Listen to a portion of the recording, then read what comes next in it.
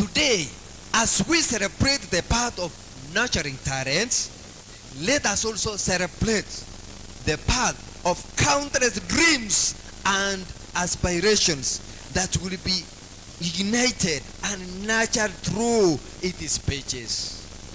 May this book serve as a catalyst for personal growth, creativity, and transformation in the lives of all who encounter it. Hallelujah.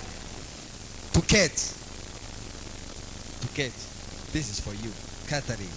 I want to extend my heartfelt congratulations and deepest appreciation for sharing your wisdom, for sharing your passion and insights with the world.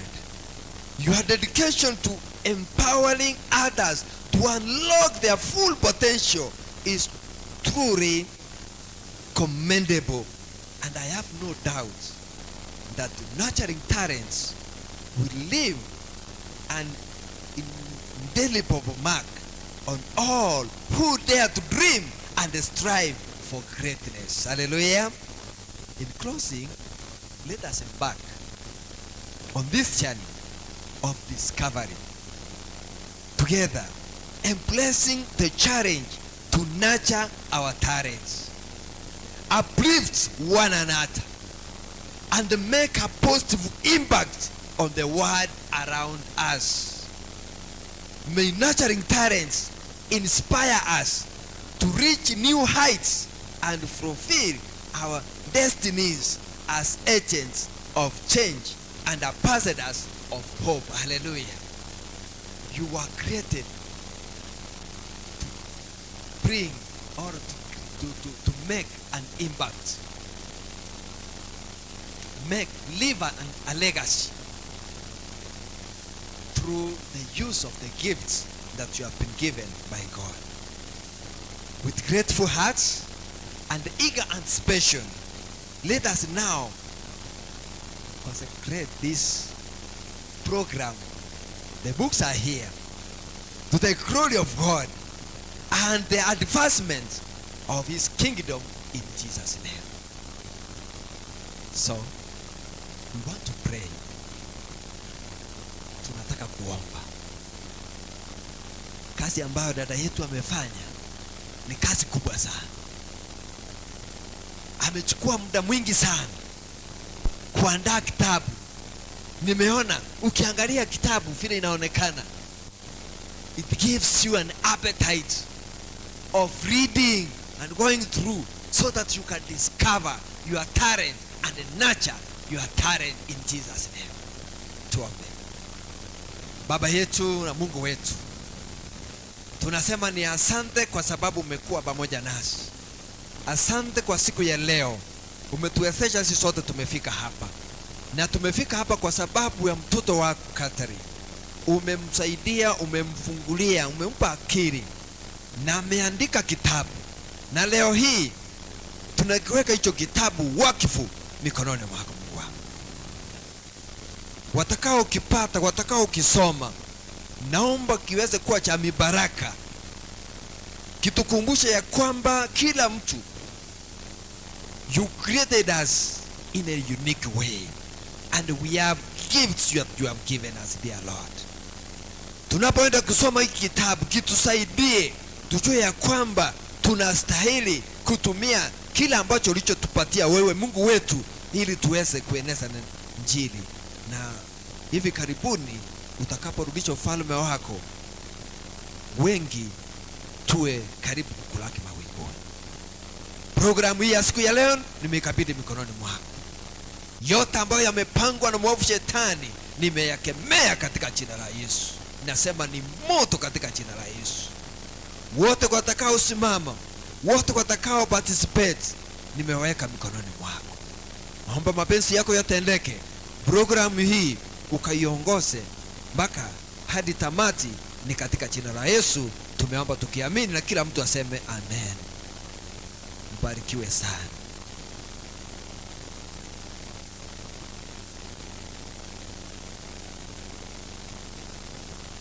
Thank you so much, Pastor Joash for that wonderful word of God and an encouragement this morning, even as we start.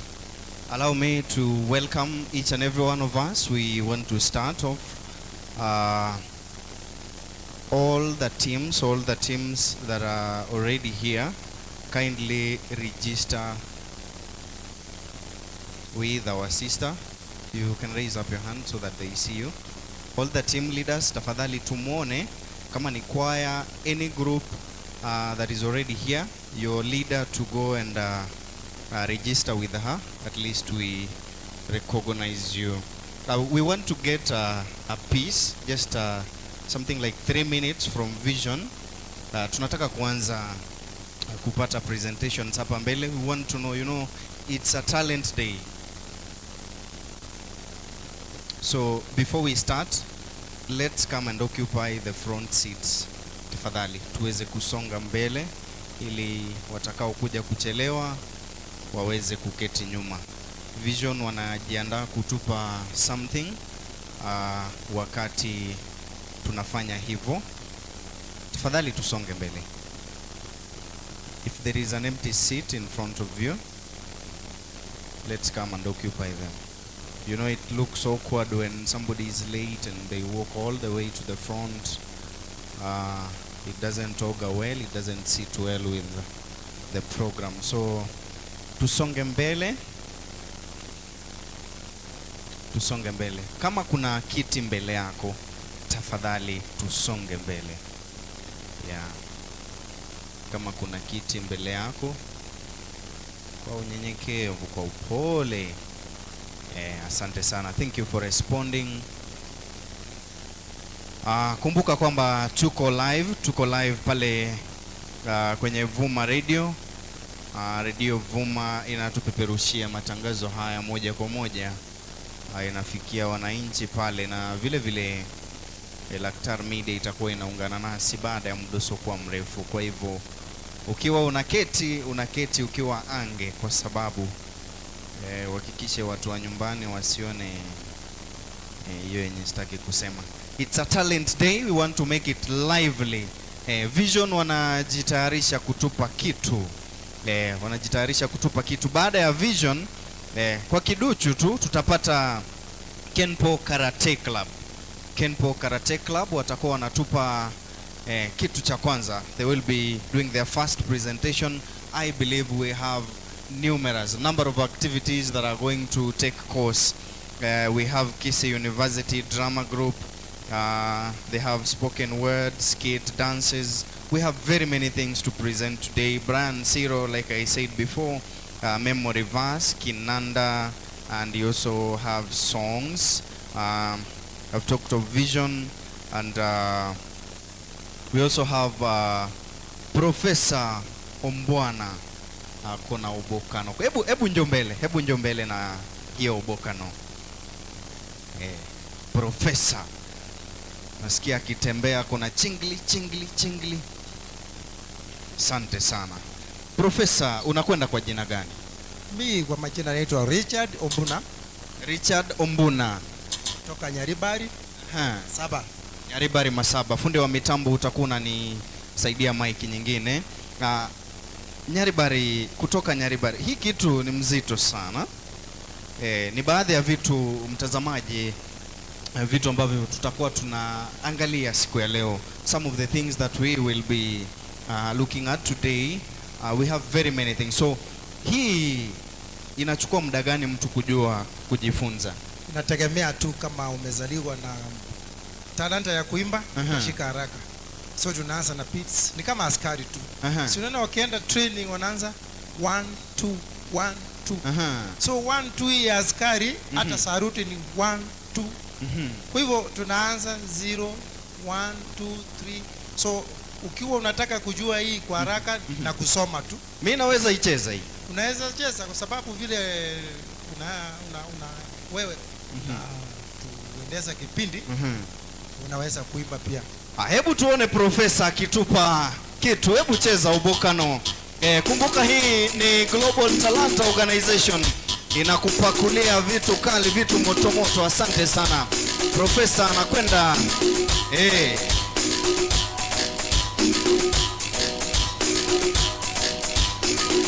hatari sana. Global Talanta.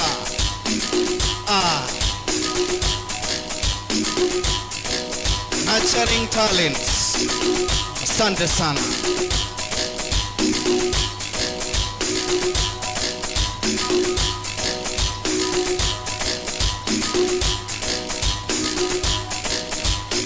Okay. DJ. Sasa vile hii ni analog, sasa tumeenda digital. Unaenda kwa studio, you program this sound. Hapa ndio wakati nacheza ikiwa live. Okay. Sasa wacha nicheze ikiwa live. Nitakushikia hii. Sasa kule kwa shule kule shuleni tunajifunza ubokano, lakini kumbuka si kiwango kama hiki, not at this level. Kuna hii inaitwa membrane, alafu hii kubwa ni resonator. Sasa kwa resonator mimi huwa najua kuna mahali sauti inatokea, sijui nitaweka wapi mic. Hapo sawa. Twende kazi. Sasa hapo kwa live inatoa sauti namna hiyo.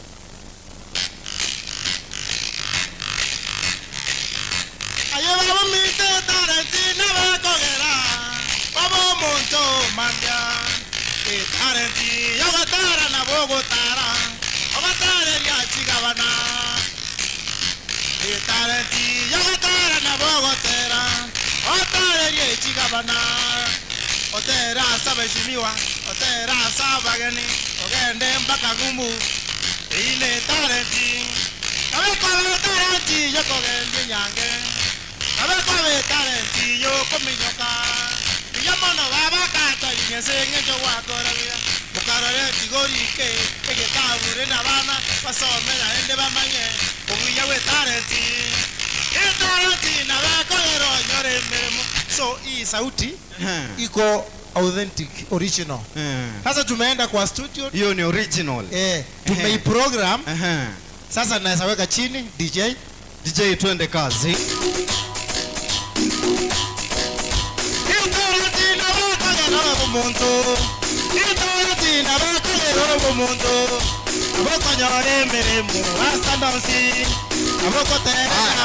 Ikiwa sawa, unaweza amka, unaweza abagenda baito erero no maboko kakuri ninganyare oyugo tarinde barare buna gotenga ebiri ya torende kondo che no maboko abagenda idira tango abamurane bichuya adiri abo kana buya bali kage taweri ne tosome bali kage taweri ne tosome tomanye tarenti kira go konye ome musi una MC ine talenti wako minyoka ine talenti juacha motona boko umwega torara kane TV na ro kikera talenti bana boko na umbuya anaitwa Pasa rosia baito egetabu abanto baito basome na ende bamanye obuya we talenti baito bunarero talini baba ngina muntu abakarasi fwana sauri ayogotera abayogotera asebo no abagambi ebuna bono abeshimiwa etaneti kweka toja kegotera magina baito chini ambura baito chini katagenera chini togene buna twaja ekatari baba kodoje no mogoko na bakira terasa bagambi narero ore na katari tarenti yo tera teno moko tarenti yo kuminyoka yone tarenti o akomu pira yone tarenti erore MC yone tarenti bra Asante sana profesa. Abagenda baitotenena. Abagenda baitotenena. Abagenda baitotenena. Hebu sote baitotenena. sote tuamke Baitotenena. karate tuamke bwana. Antere ito. Asore tenena ngo. Hedinde yetatera. Pesa mbekiri ya.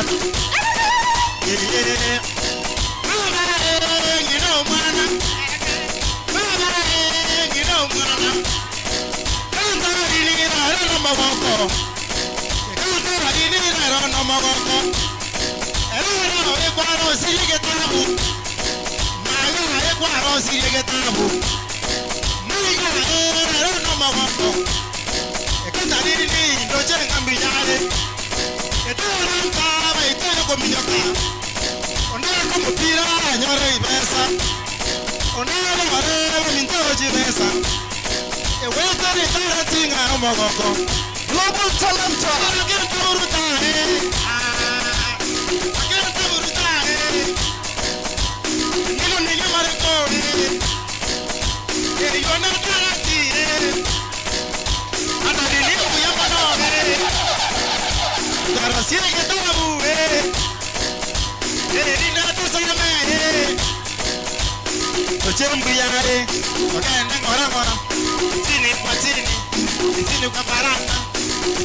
Chini kwa baranda wabukire ubanzani wabukire tema naende toro tema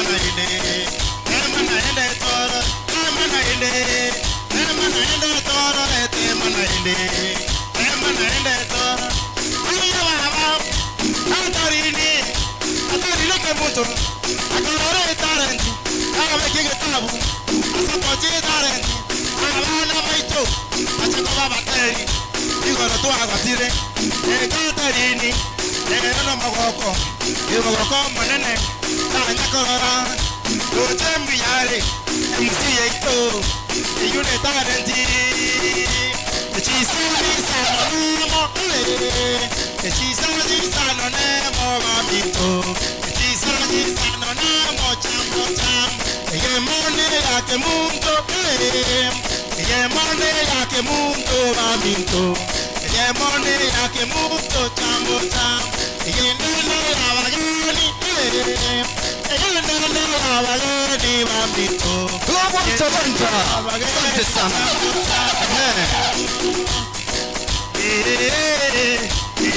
Bwana musi asitisiwe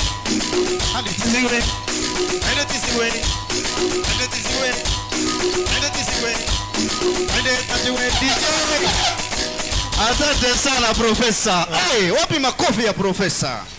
Wapi makofi? Leo tulisema ni furaha, kila kitu hapa ni talanta. Wangapi wanacheza hii kitu? Wangapi wanaweza kucheza hii? How many can play this? Hii ni obokano. Wangapi wamewahi ona hii kitu hii? Waliwaja kwa kerora. Eh? Ni wengi wameshaona. Ni wengi. Na wangapi wanaweza icheza? Asante sana. Kama hukubeba handkerchief leo, utatoa shati. Asante sana profesa. Tutakuita tena uzidi kuweza kututumbuiza hapa. Hiyo ni talanta yake profesa. Tunapata kibao kutoka kwa wana Vision wakati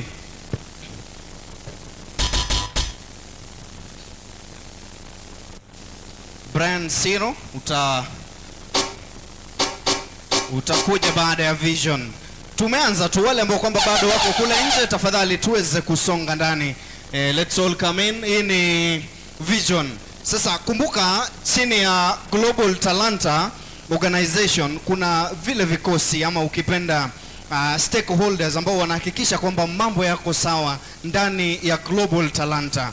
Utapata kuna hii ni sekta ya music. Kama unataka kufunzwa muziki, if you want to learn anything about music, basi Vision inahakikisha kwamba hayo mambo yako sawa. Na mkurugenzi atatueleza Vision inapatikana wapi na ni uhusiano gani iko kati yao na Global Talanta, maana wametembea safari hii ya nurturing talent ambayo inaletwa kwetu na dada yetu Catherine. Of course Mr. and Mrs. watakuja mbele yetu wakati unaofaa. Mbele yetu ni Vision, fundi wa mitambo.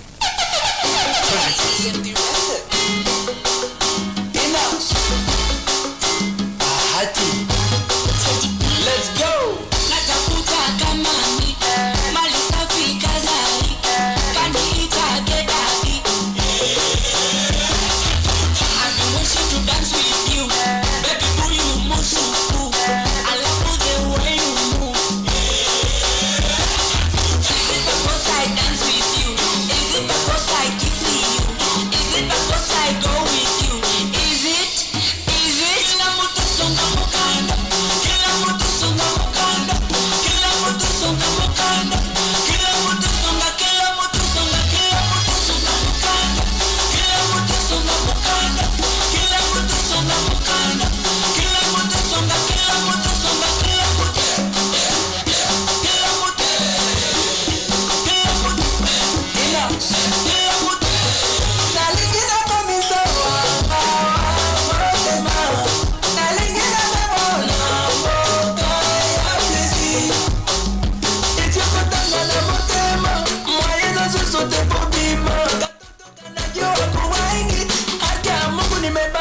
Is it by force I love you? Is it by force I talk to you? Is it by force I bring you? Is it?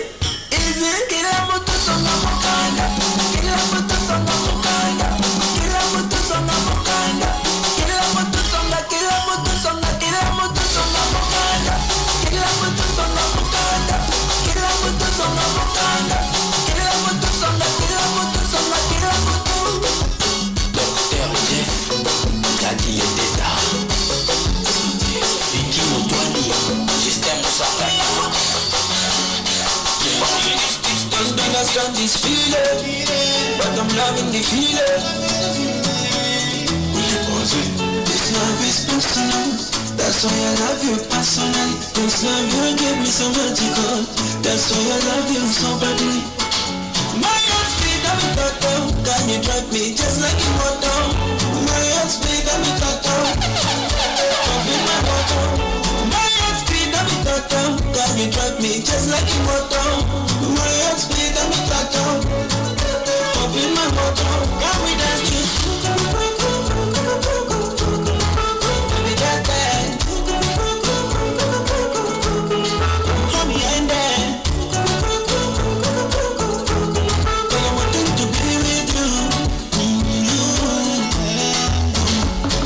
Love me now, baby, don't love me later. Trust me, my love is here forever. I'ma hold you close, so we gon' weep together. You make my life complete. What the things that you do to me. Oh, baby, my remedy. Yeah, you're my fantasy. Come and dance with me, and I'm never breaking your heart. Because I'm licking your body, come over and do it for that, I'm licking your body, baby, girl, I'm licking your body. Baby girl, I'm licking your body, come over and do it for that, I'm licking your body, baby, girl, I'm licking your body. I'm a bottom, got me dirty, just like you want to. My heart speed, I'm a bottom, up in my bottom. My heart speed, I'm a bottom, got me dirty, just like you want to. My heart speed, I'm a bottom, up in my bottom. Got me dancing, baby, dance, hold me and dance.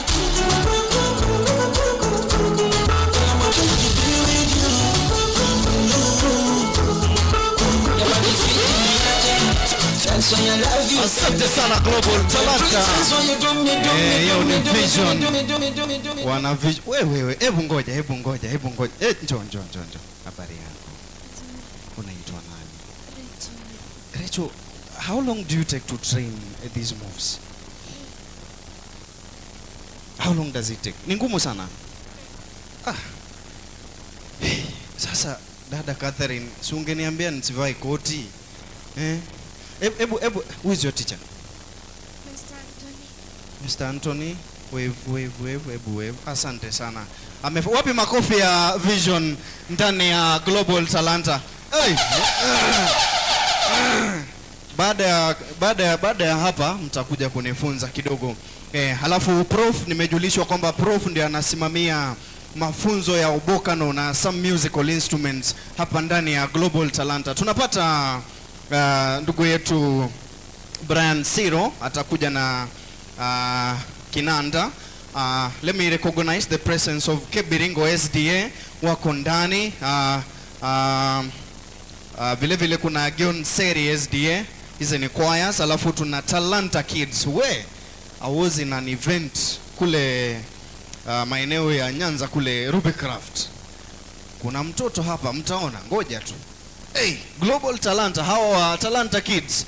Kuna mtoto anafanya kitu wa shirafu. Asante sana kaka Brian. Atakuwa unatoka wapi? Asante sana. Kwa majina yangu naitwa Brian Siro Moyo. Ninatoka pale maeneo ya Kirwa inapatikana Nyaribari Chache. Sasa hivi umetupa kulia nini? Sasa hivi nimewaandalia, niko na chombo hapa naenda kucheza, inaitwa kinanda. Ama kwa jina nyingine inaitwa harmonica. Naam, vile vile pia niko na memory verses, mafungu kutoka kwa Biblia. Na vile vile niko na wimbo moja ambao nitakao uimba, ambao unasema umewahi jiuliza kwamba wewe ni nani? Na hapo ndipo nilipokuwa nikijiuliza tangu utotoni, nikaweza kufika hadi umri huu. Nikajua kwamba mimi naweza kuwa mhubiri, naweza kuwa muimbaji, na vile vile naweza jua kucheza vyombo mbalimbali kwa kumtukuza Mungu. Kwa sasa hivi utatupa one of the presentations, utacheza kinanda, alafu tutakuita tena uweze kuimba, na vile vile tukuite uweze kutupa memory verse. Twende kazi. No.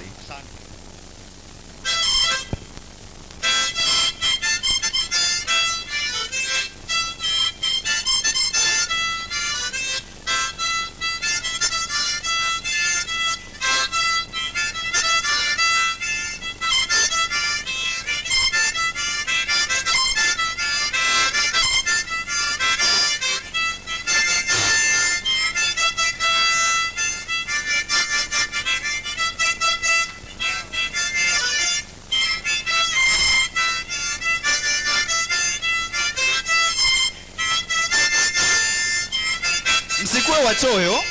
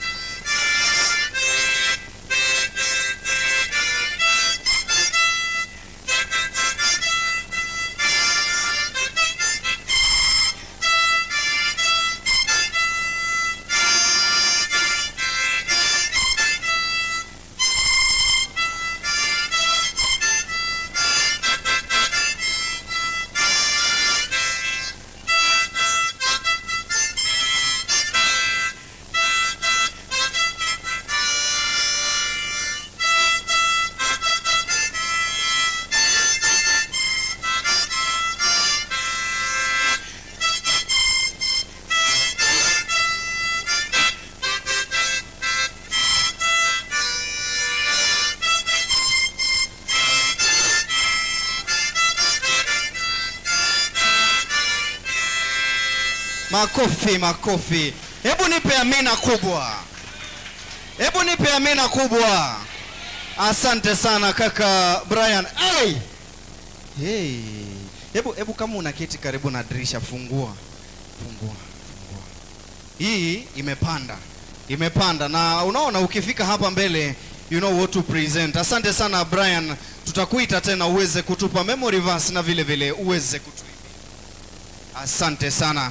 Tunasonga mbele. Kebiringo SDA wanajipanga kuweza kuja hapa. Vile vile nilisema tuko na a very powerful karate team hapa ndani kutoka ni Kenpo Karate.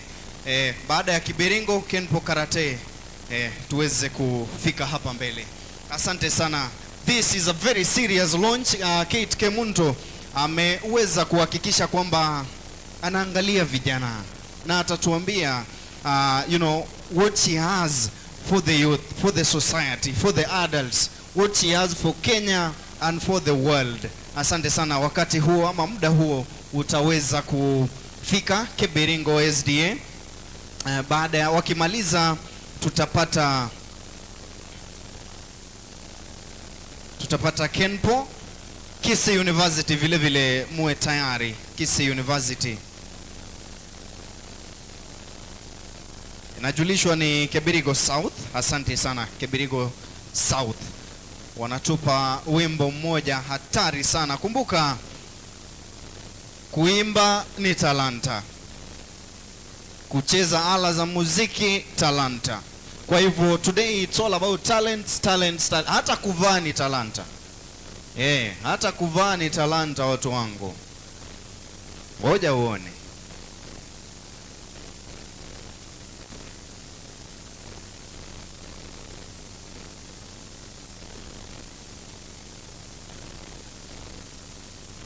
In case you've just arrived and you've not registered, tafadhali you can see our secretariat lady somewhere and you register your team. Asante sana. Yuko kule nyuma. Kama hujajiandikisha, tunataka tusonge ili kwamba tuweze kufika kwenye kilele cha shughuli ya mahafla ya siku ya leo. Asante sana Kibiringo South, twende kazi.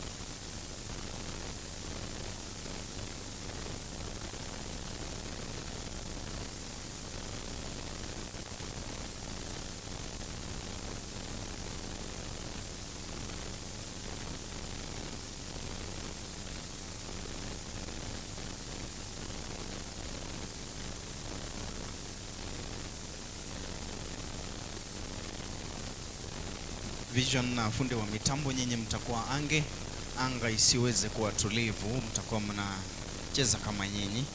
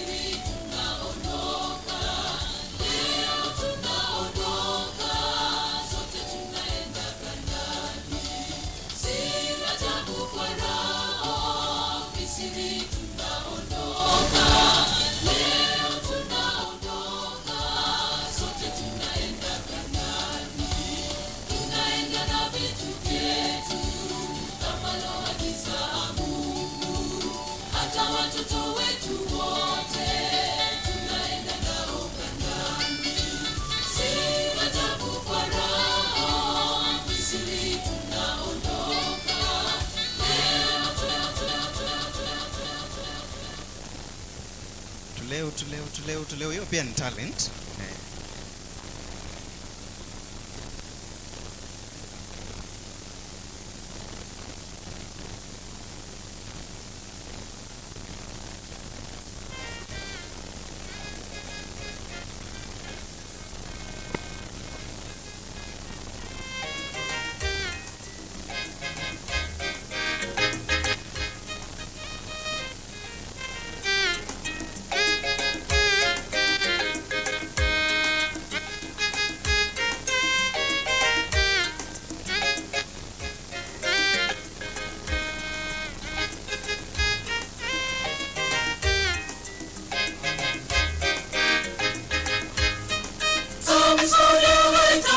bisamaye abaganga b'umucuyo bakari ya Gisemi bakamutebya derira gacumuburi karanje nabatebye Gisemi cyokorwana bakamutebya derira gacumuburi karanje nabatebye Gisemi cyokorwana somisodya weto bisamaye abaganga b'umucuyo bakari ya Gisemi bakamutebya derira gacumuburi karanje nabatebye Gisemi cyokorwana bakamutebya derira gacumuburi karanje nabatebye Gisemi cyokorwana somisodya weto bisamaye abaganga b'umucuyo bakari ya Gisemi bakamutebya derira gacumuburi karanje nabatebye Gisemi cyokorwana bakamutebya derira gacumuburi karanje nabatebye Gisemi cyokorwana Gisemi cyokorwana Gisemi cyokorwana lila gacumuburi evaita cyokorwana Gisemi cyokorwana Gisemi cyokorwana lila gacumuburi evaita cyokorwana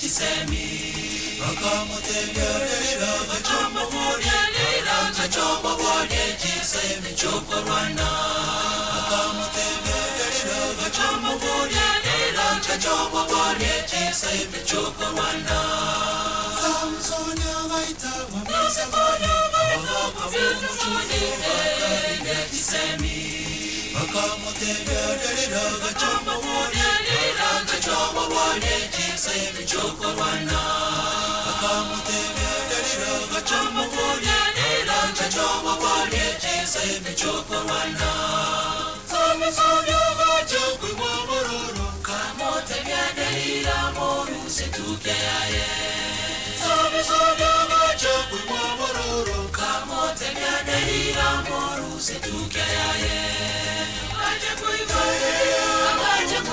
derira kawango wanga kamoruse tukeyaye aje kuiva derira kawango wanga kamoruse tukeyaye Wakura pingana baba minyoka Timora moita tika kitora morora Wakura pingana baba minyoka Timora moita tika kitora morora Wakai karanza Sisi baka bora Timora moita tika kitora morora Wakai karanza Sisi baka bora Timora moita tika kitora morora Pasibaka morora tiga ngotora morora pasibaka morora tiga ngotora morora debibe digo biko everelio debibe digo biko everelio debibe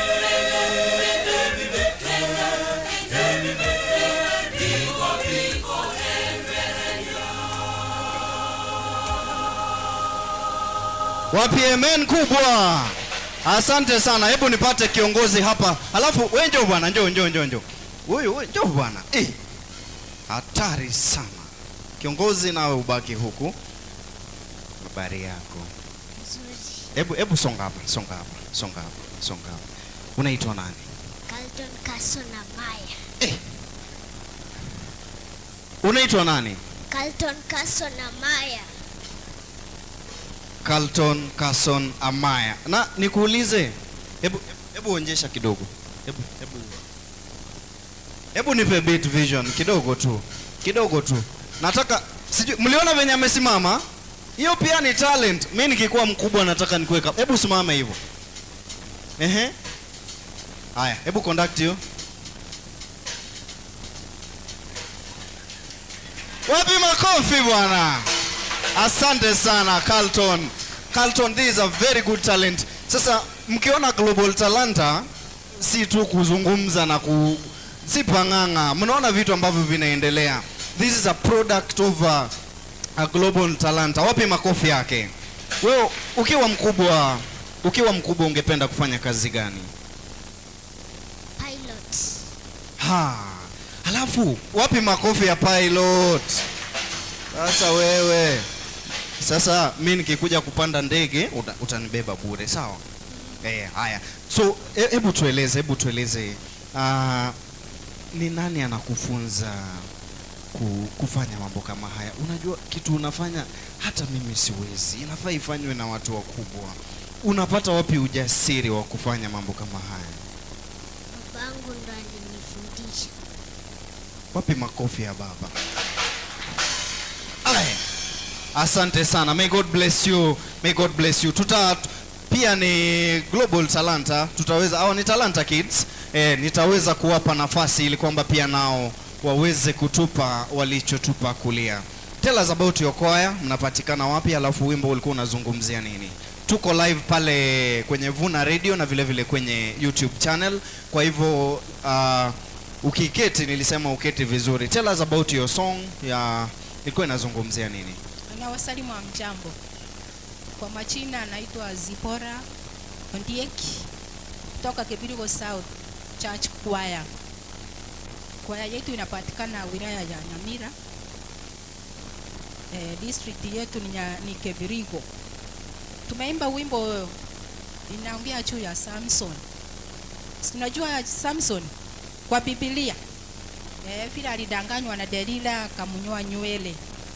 Kwa hivyo wamama tuchunge sana. Akina mama oye, tusidanganywe ili tufanye mambo yasiyofaa katika ulimwengu huu. Mungu awasaidie. Asante sana. Wapi makofi ya Kibiringo? Thank you so much. May God bless you. Right now we welcome the Kenpo Karate. Watakuja hapa mbele, sijui kama stage iko sawa itawatosha. Itabidi nisonge mbali ndio nisipapurwe. This is Kenpo Karate. Watakuwa nafuatwa na Kisii University Drama Group. Mtaanza na modern dance. Where you have spoken word, you have skit. Kwa hivyo kwa sasa Kisii University, baada ya hapa mtaweza kufika na modern dance. Alafu tuweze kurudi Gionsori SDA Church vile vile kuweza kutupakulia wimbo moja. Directors, let's be ready so that tukiitwa hapa mbele tusiweze kupoteza muda. Tuko live na tungependa watazamaji wetu kule mashinani na all the parts of the world wakitutazama wasiweze kubabaishwa na shughuli zetu hapa. Ni Global Talent Organization imetupakulia launch moja hatari sana hapa Kisii National Polytechnic. Mbele yetu watazamaji wetu ni Kenpo Karate Group. Sijui ni songe nitapapuru ama vipi? Haya, najulishwa niweze kutoa hii.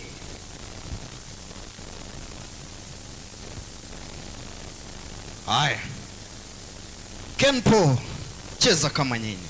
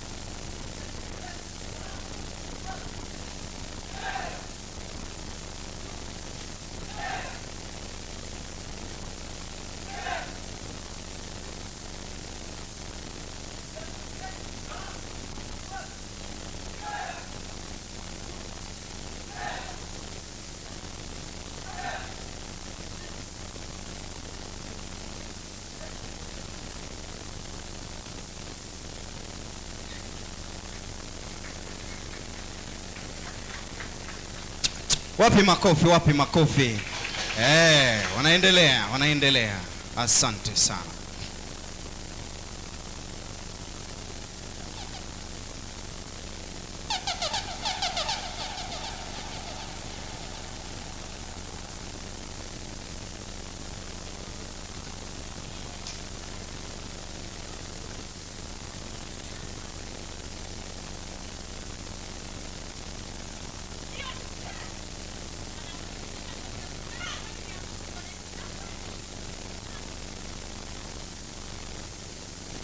Wameua mtu.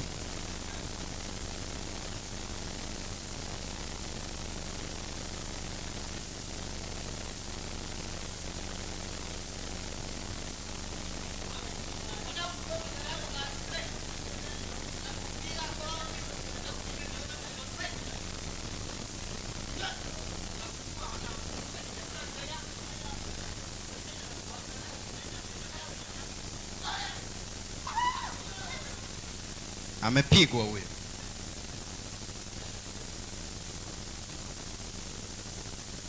Makofi, makofi, makofi.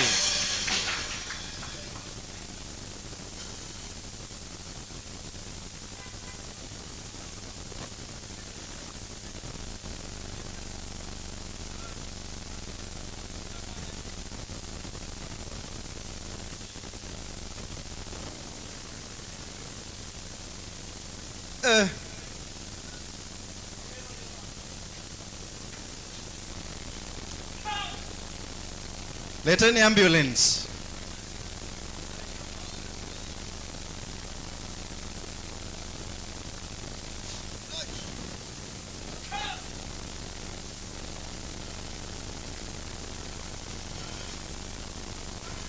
Makofi, makofi.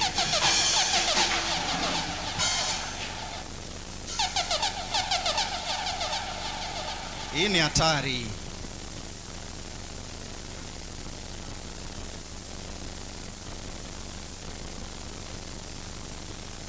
Wewe ni mrembo umemwendea na anakufa. Hatari sana.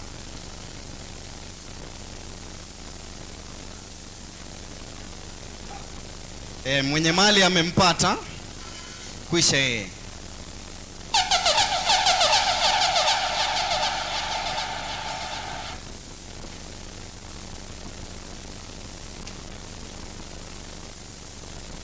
Makofi, makofi, makofi.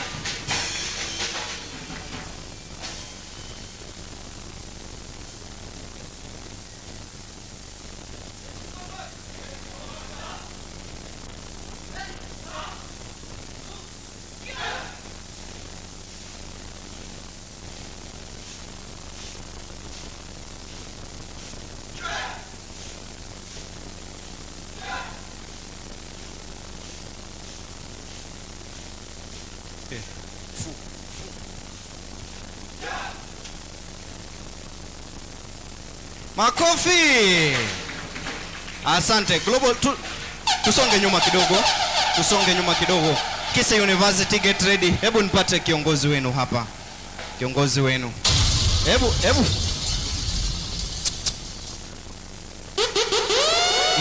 Hii ni karate. Habari yako? Umeolewa? Na huyu mwanaume ako safe kweli?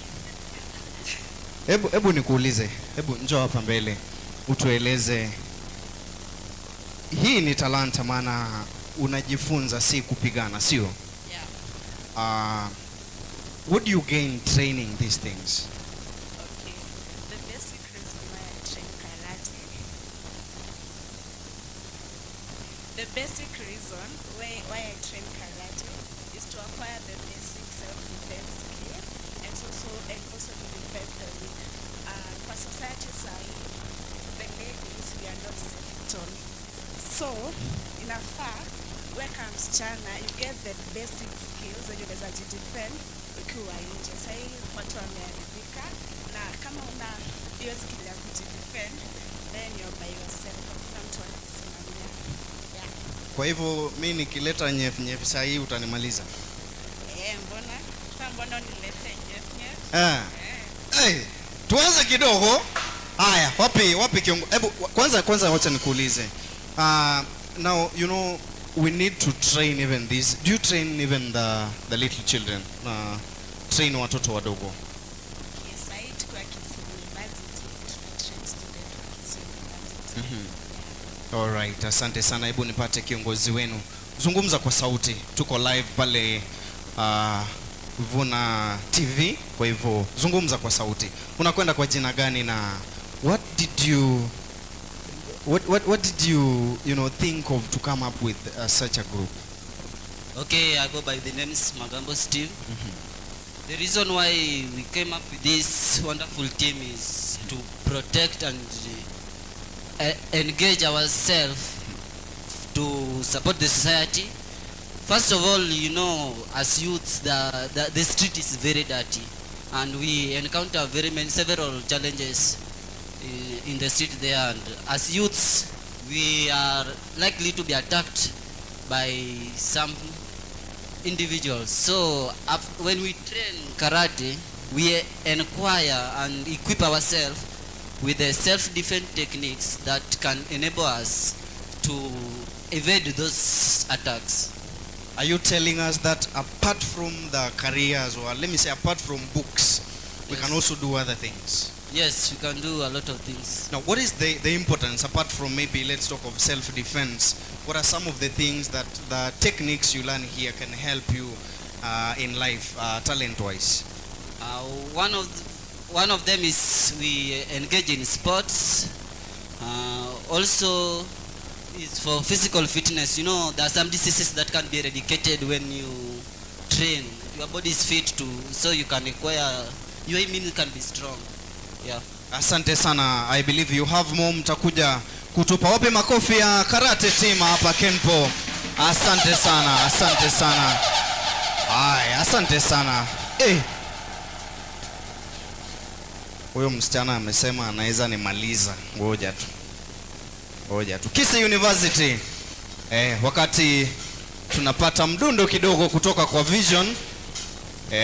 Kisii University wako wapi? Baada ya Kisii University, kama nilivyoeleza hapo awali, tutakuwa na Gionsori SDA Church Choir. Awatupe wimbo moja. Kisii University.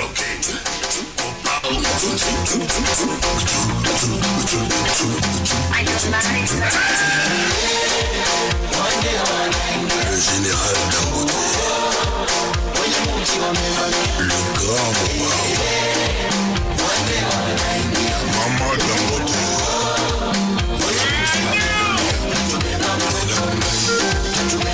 Hey, what's up? Hey, what's up?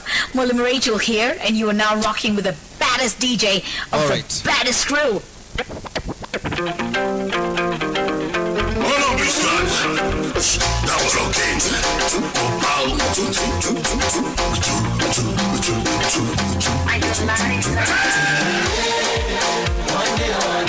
Le général Dangote,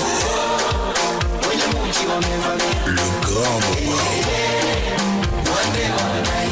Maman Dangote.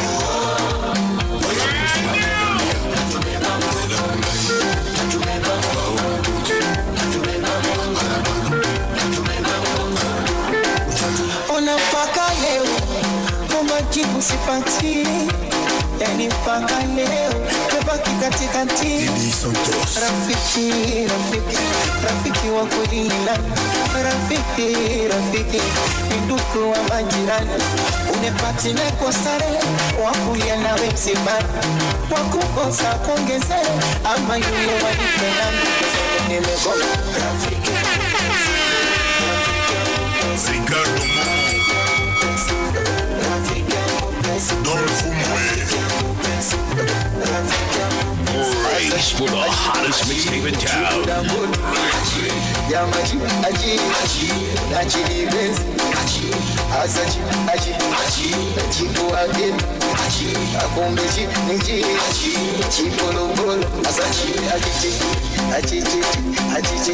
La présidente Maman Samia.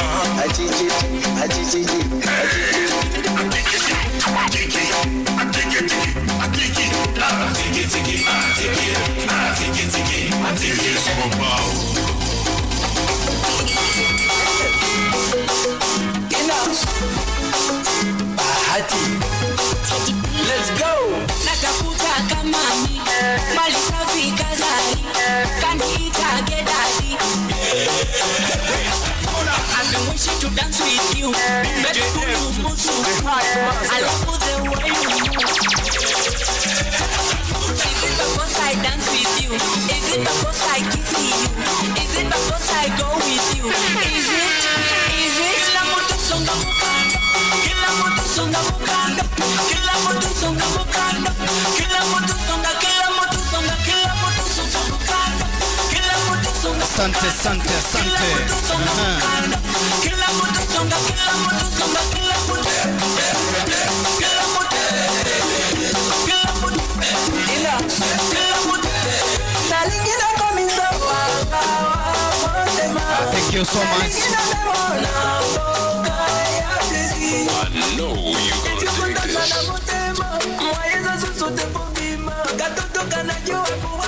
Wapi makofi ya Kisi University? Wapi makofi yao? Asante sana.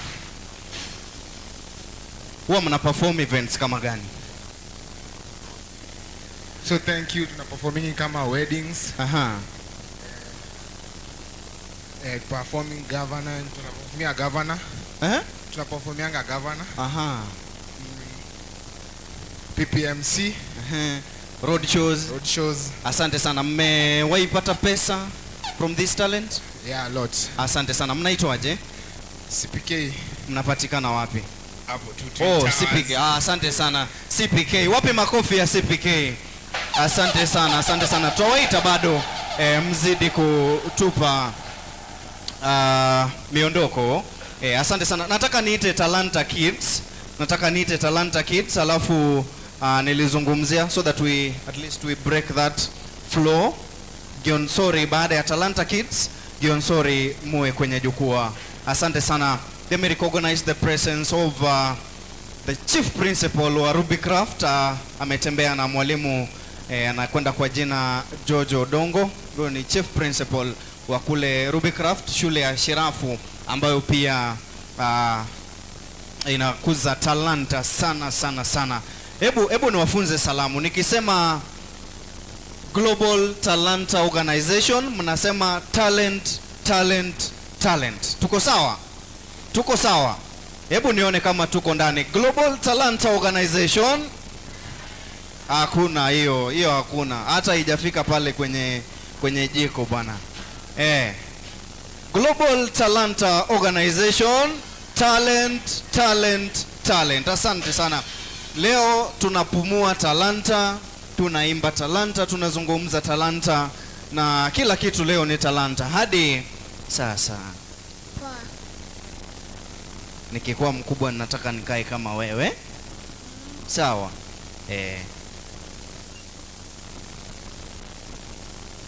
Asante sana. Baada ya hawa Talanta Kids tutakuwa na Gionsori SDA kwa wimbo, na vile tuko na Mwangaza Talanta Kids. Baada ya hapo muwe kwenye jukwaa. Alafu tuna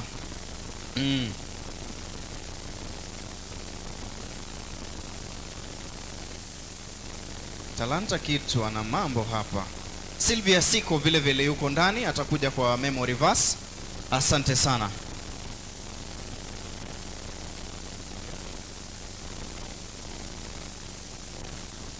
Haya. Kumbuka tuko live pale kwenye Radio Vuna na vile kwenye Vuna TV. I believe mnaona. Check your poster. Mom and Daddy, give me Christ every hour. Give me Christ in heaven.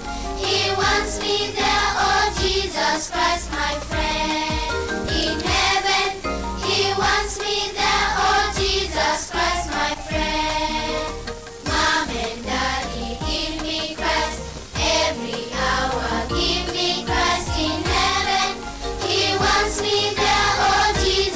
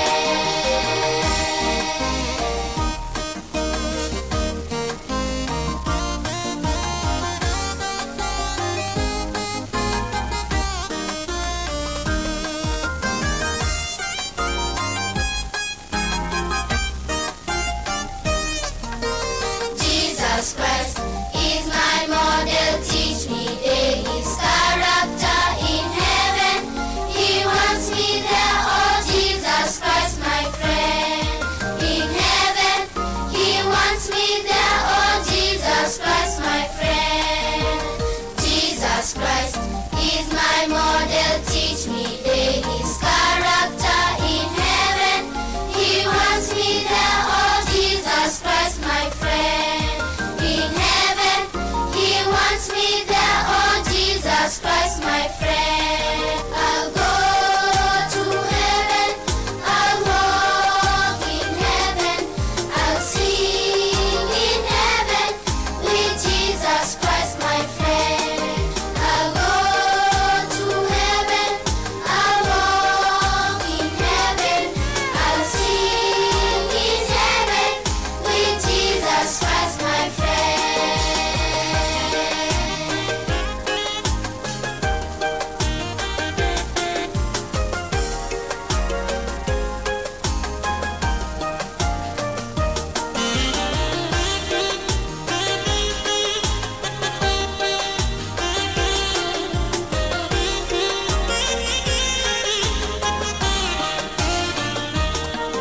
I'm sorry, thank you, please excuse me. How will I know if you teach me not in heaven?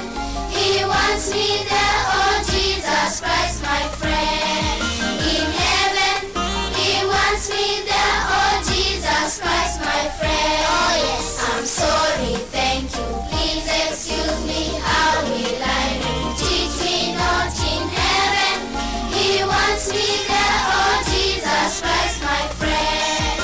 In heaven, he wants me there, oh Jesus Christ, my friend.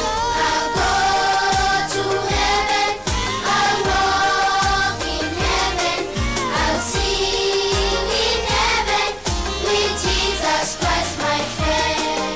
I'll go to heaven, I'll walk in heaven, sing in heaven with Jesus Christ, my friend.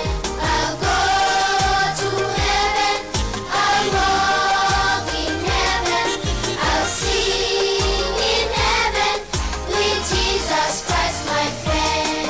I'll go to heaven, I'll walk in heaven, I'll sing in heaven with Jesus Christ, my friend.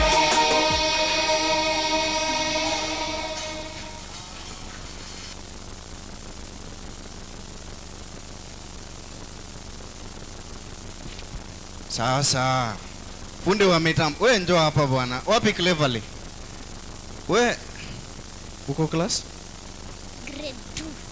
Hebu nipe hiyo last chorus. Nipe hiyo chorus ya mwisho hiyo. Uko grade 2? Class teacher wako anaitwa nani? Teacher Naomi. Na kwa wanafunzi, kwa watoto wenye hawajui kuimba na kumatch, wewe unawaambiaje?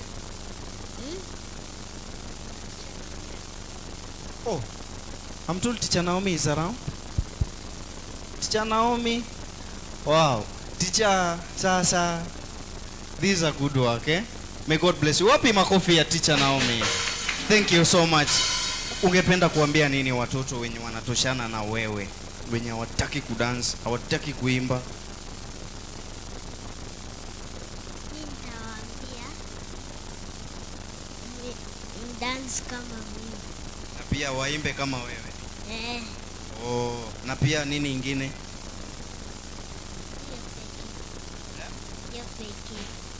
Hiyo pekee. Asante sana. Cleverly, how are you? What do you tell their pupils of your age who have decided to sit on their talents? In other words, they don't know what to do. What would you tell them? By the way, talents will take you far. Your talent will take you far. So explore your talent, know your talent, and improve it by doing what is needed. And there are more activities they can do. Talents will take you far. Unaona huyu amefika far bwana. Wapi makofi ya Cleverly? Cleverly ameshafika far. Makofi ya Talanta Kids. Asante sana. May God bless you. Talanta Kids wako na mambo mengi. We am here to be informed kama our guest of honor amefika. Oh, itabidi tuanze. Pia niruhusu nitambue uwepo wa Madam Mrs. Madaraka. Thank you so much. Karibuni sana, and our chief guest, may God bless you. We now want to start. Allow me invite ni kwaya gani hiyo? Yonsore. Karibuni kwenye jukwaa, mtupe wimbo moja, alafu baada ya hapo tutakuwa tunaanza rasmi. Ili kwamba tusiweze kupoteza muda. Ni kwaya inakuja bwana. Natumia talanta yangu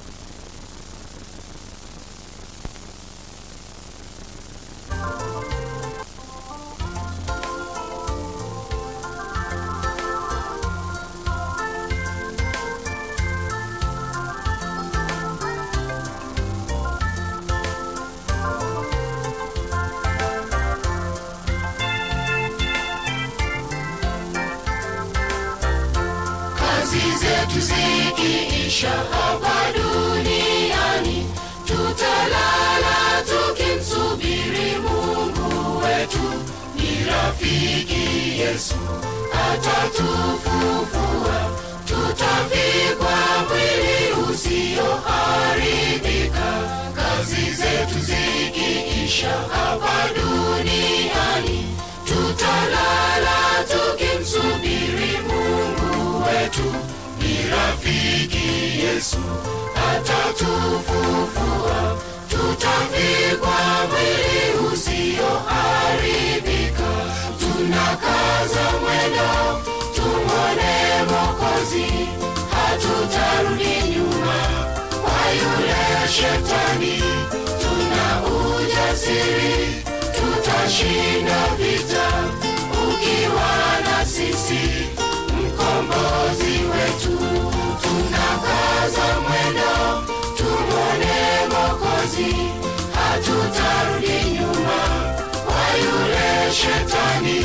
Tuna ujasiri, tutashinda vita ukiwa na sisi, mkombozi wetu.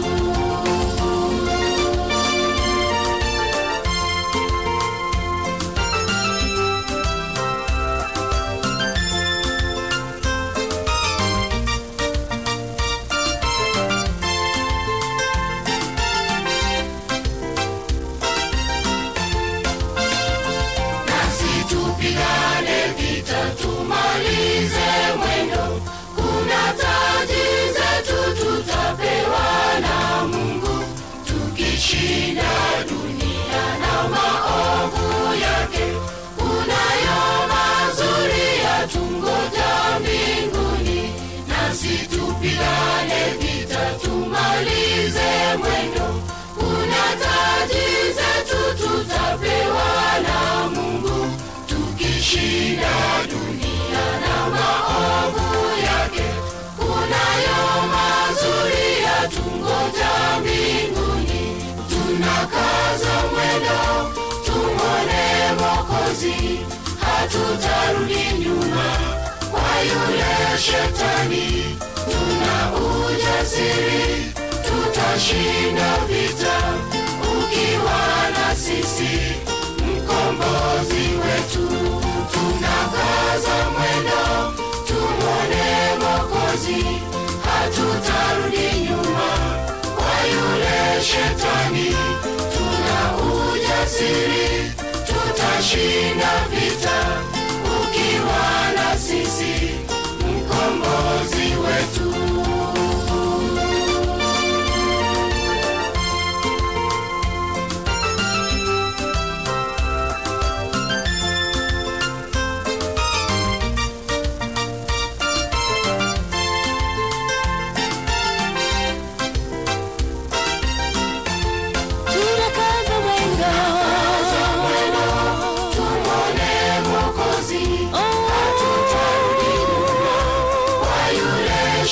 tuna ujasiri, tutashinda vita tukiwa na sisi mkombozi wetu. Tunakaza mwendo, tunakaza mwendo, hatutarudi nyuma kwa yule shetani. Tuna ujasiri, tutashinda vita tukiwa na sisi mkombozi wetu. Tunakaza mwendo, tunakaza mwendo, hatutarudi nyuma kwa yule shetani. Tuna ujasiri, tutashinda vita tukiwa na sisi mkombozi wetu.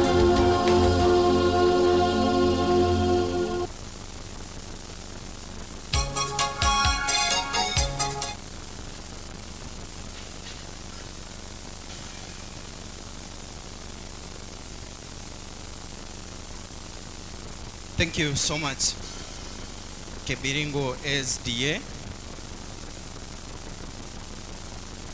Oh, John Seri. Asante sana. May God bless you. We want to start. Like I said earlier on, our chief guest is already with us. Allow me recognize the presence of Professor David Ogoti, ambaye ni lecturer kule Maseno University. Vile vile we have Dr. Paul Orina, who is also going to help us in the book dedication. And of course we have the principal Ruby Craft. Ningependa aweze kuja mbele. Mr. Jojo Dongo and his team, please come and find your space.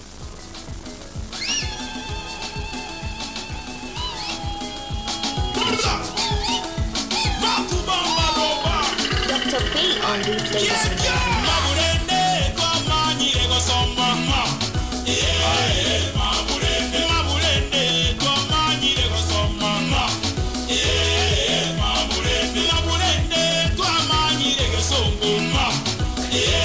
Thank you so much. Allow me to recognize the presence of Exclusive Media. We are live on very many media platforms. We have Vuna Radio, like I said earlier on. We are live on Vuna TV, Vuna Radio, vile vile tuko live pale Exclusive Media. We have the following presentations that will be done. In case I don't read your group, please come and register with us here. We have Professor Ombwana. We have Vision Music School, Brian Siro, Kenpo Karate, Kise University Drama Club. We have RS Modern Driving School. We have Alex Kondo, solo presentation. We have Kibiringo South SDA, Sylvia Siko, Talanta Kids, Mwangaza Talanta Kids as well. And then we have Samuel Matiko. In case I've not read your group, please come and register with us. Allow me also to recognize the presence of our sister Jane Nyomenda, who is mother to the author. Wapi makofi yake? Thank you so much. Najua kuzaa mwili ni rahisi, lakini kuzaa kichwa, heads that can be this productive, yeah, it's so phenomenal. Allow me to recognize the presence of Helen Omondi and Zipora Ondieki, who are also mothers to our author, Madam Catherine. We have Joshua Amaya. Yeye nitamleta mbele yenu wakati ukifika. Huyu sasa ndiye nguli.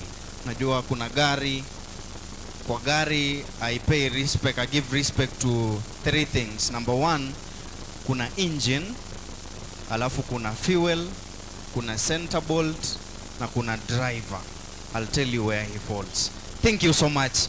At this time we want to have the book presented to us by the Talanta Kids. They will be marching here, na niweke ile mdundo ambayo inaenda na ile marching ya yule kijana. I believe if she has it atatuwekea. You can give us some instrumental The book will be received by our chief guest, Professor David Ogoti, and then after that we will have a prayer from Paul Orina, Dr. Paul Orina, who is also an elder. He will pray, and then our sister Catherine will hand over the book to our chief guest, who will open it, and then we will have a prayer. She will sit, and then we will have an official launch, and the other programs will proceed unannounced. Talanta Kids, I believe you're ready. Tunapata nafasi ya kwanza kabisa kuona kitabu. Twende kazi, fundi wa mitambo. So allow me welcome Professor na daktari waje hapa mbele. Mtasimama hapa. Professor na daktari, they'll bring the book.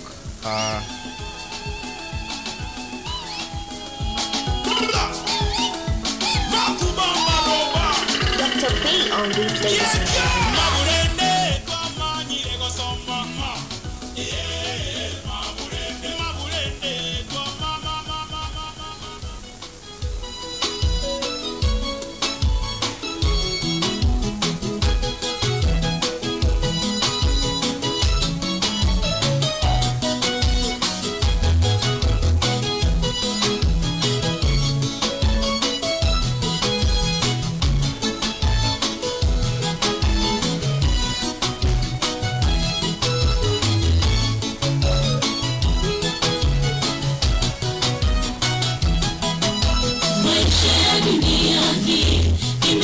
Twendeni kwa Yesu, apandana kabisa. Ondokeni twendeni kwa Yesu, natamani niwepo pale, majina yaitwapo niwepo. Natamani niwepo pale, majina yaitwapo niwepo pale. Natamani pale nyuma kuna majina yaitwapo niwepo pale. Wanakuja mbele yetu watoto wetu wa Talanta Kids, vile vile wale wa Mwangaza wamebeba kitabu ambacho kimetuleta hapa siku ya leo.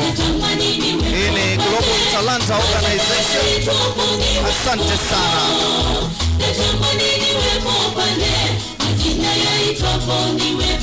Kijana wetu mdogo anakanyaga kwa utaratibu.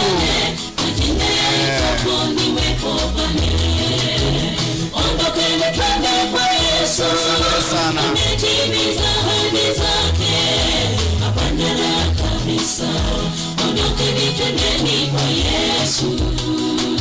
Natamani niwepo pale, majina yaitwapo niwepo. Natamani niwepo pale, majina yaitwapo niwepo pale.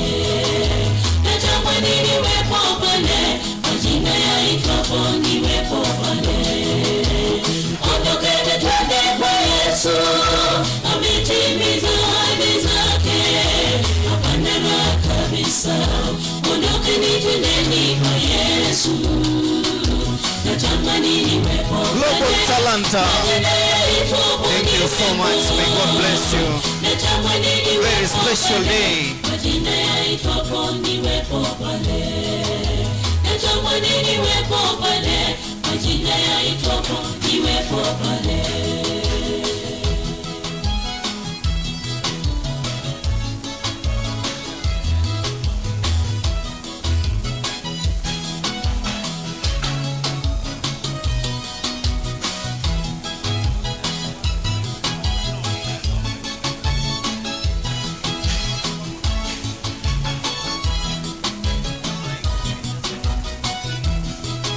Thank you. Asante sana. Dada Catherine, pia utaweza kupanda kwenye jukwaa. Thank you so much. Over to you.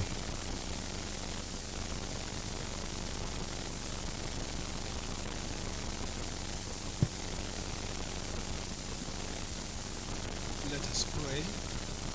And even as we are praying, we are blessing the works of this lady so that she can even soar much higher than this. Amen. Let us believe and pray.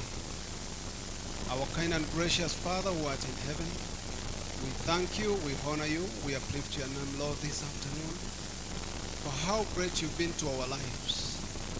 That you who knew our existence even before we were formed in our mother's wombs, and you who purposed to instill in us talents, we glorify and uplift your name, Lord, this hour.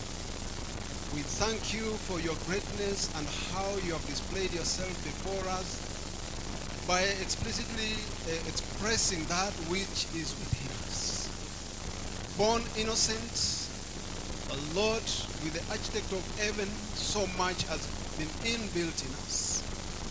Thank you, Father, for Sister Catherine, for in your own special way, Lord, you purposed that, Lord, she'll have the talent to put pen to paper. Now, Father, this is one of the products of her talent.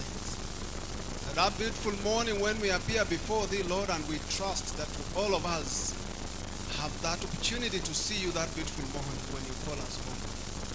When you ask us to account of the talents that you gave us, she has the privilege to account fully for this beautiful talent. We want to surrender the writings that are in this book, O Lord, unto you. That, Father, your blessings from heaven may abound as this book goes out. It may transform many lives, young and old. You have a special way of reaching our hearts through this book. Lord, we surrender everything unto thee. We surrender the future endeavors of Sister Catherine unto thee. And Lord, even as we launch this book this day, we want to surrender it unto you, Father, that it may scale heights, it may reach many and transform many lives. Now, Lord, we surrender everything unto thee, knowing that you've taken charge because you already took charge when she was putting her thoughts together. We know that you are the original author of this writing. Now may it be a blessing to many. In Jesus' name we pray. Amen. Thank you. He will now hand over the book to our chief guest who will open it. Then he will let us know what the book is all about. Wataifungua kwa utaratibu. Haya, kazi kwenu. Thank you very much, MC. On behalf of each one of us, I have the pleasure of receiving this text, which I will open and let you know what it's all about. Thank you.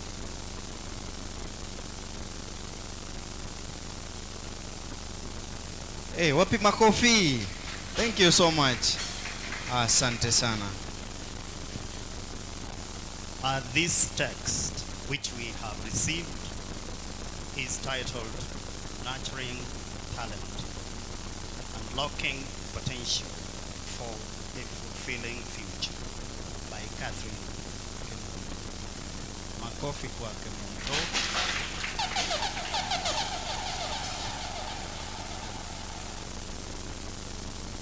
I will be having the honor of reading the first words in this form of dedication, dedicated to all teachers, students, leaders, parents, and pastors.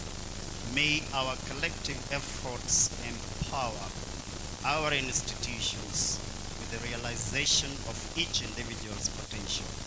God bless you. Makofi. Thank you so much. I now have then the pleasure of officially launching this text by Catherine, and we request Catherine to rise, and we applaud. Asante sana. Wapi makofi, makofi, makofi, makofi. Thank you so much. Thank you, and I believe we'll have copies of the same. For those who would want to take a copy, I know we shall be guided where it will be available and the cost. May God bless you. Thank you so much. So this book will rest on that table, and then we will have you back here at the right time for speeches.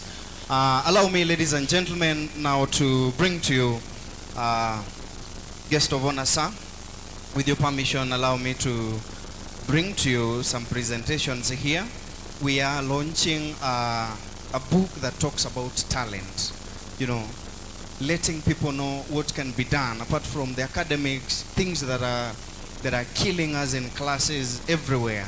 Each and everyone has a talent. Now, Global Talent Organization has it all for us. So we want to see some of these talents brought to us. I will start with a professor. He will do a traditional dance here with a traditional musical instrument kwa jina ubokano. Alex Kondo will follow with a solo presentation, and then we will have Talanta Kids and Samuel Matiko in that order. Karibu sana. Thank you, DJ. Thank you, Chief Guests,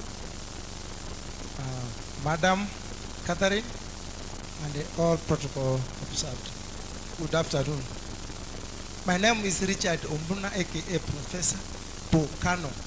So the word professor does not mean that I'm capable of teaching or doing anything. But if a teacher teaches in a class, but I come as a professional trainer who can play and nurture the young talents. I'm happy that Catherine, you have done it. So DJ, before you do that, I'm able to play the drums. I can play this one as anybody can record and the song will be heard. I'm able to imitate. Let me try this because it is a talent day. I mean, we are launching the book. So, I may say, habari zenu yote, ebu magobi kwa Catherine na mimi moi nilikuwa napenda talanta. So I can imitate the same sound to the late president. We kama unafunza na hiyo kitu hapana hiko. Hakuna. Kama unasema ni ubokano, unacheza wakiona, na hiyo ndio hiyo. Huyo Catherine amefanya. Na mimi kama former prime minister niko hapa Amshambo. Catherine huyu. Talanta huyu. Sasa profesa, nimefurahi pesa ukiomba kwa sababu ya hii talanta. Hii talanta inasofanya kama ni kukimbia mtu kimbie mpaka ng'ambo. Au namna gani? Alafu talanta inasofanya mtu acheze mpira na awe milionea hata kuliko yule mwana amesoma. Kweli Marungo. Sasa asanteni sana Catherine kwa sababu watu wana talanta lakini hatujasoma jinsi ya kutumia. Kwa hivyo mimi nilipenya. Nikapenya katikati hiyo talanta na sasa niko mahali ndiko. Unaona gani? Tuendelee ama tuendelee? DJ. So, before that, Professor, when you play this, it produces the same sound.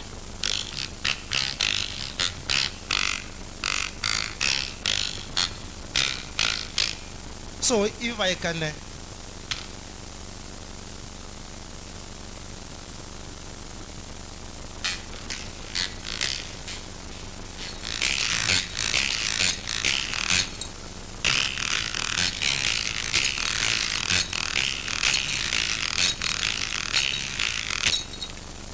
okay, we have recorded the same sound, so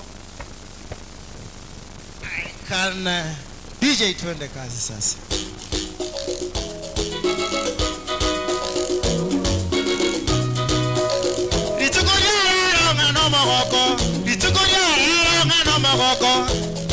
Catherine kimto aye Catherine wakorire igitabu kwaretire uburabu irinda bantu basome tumanye itarati no kumanya gaki akwogo tumia mambya bo muntu nabo kuminyo kawe millionaire doche talenti nabo tera buna chengo tera imambyo tarere rori imada mu Catherine mito wari kirebo ne gitabu hata ni uwacha kairende kuwa misa misa naye kwa moete rusa erinda baita karosi gitabu abangine biri yata no mogoko etwaro rirobu ya wakatarini tekanarini kwa ikira vitabu erinde bona bari musome etomanye ubuya bwe talenti urabesa naye ugasoma kero kwa sukuru ngoka kwaro mupira guseko menyoka kwari dagitari kayibonare urabesa chivu gesi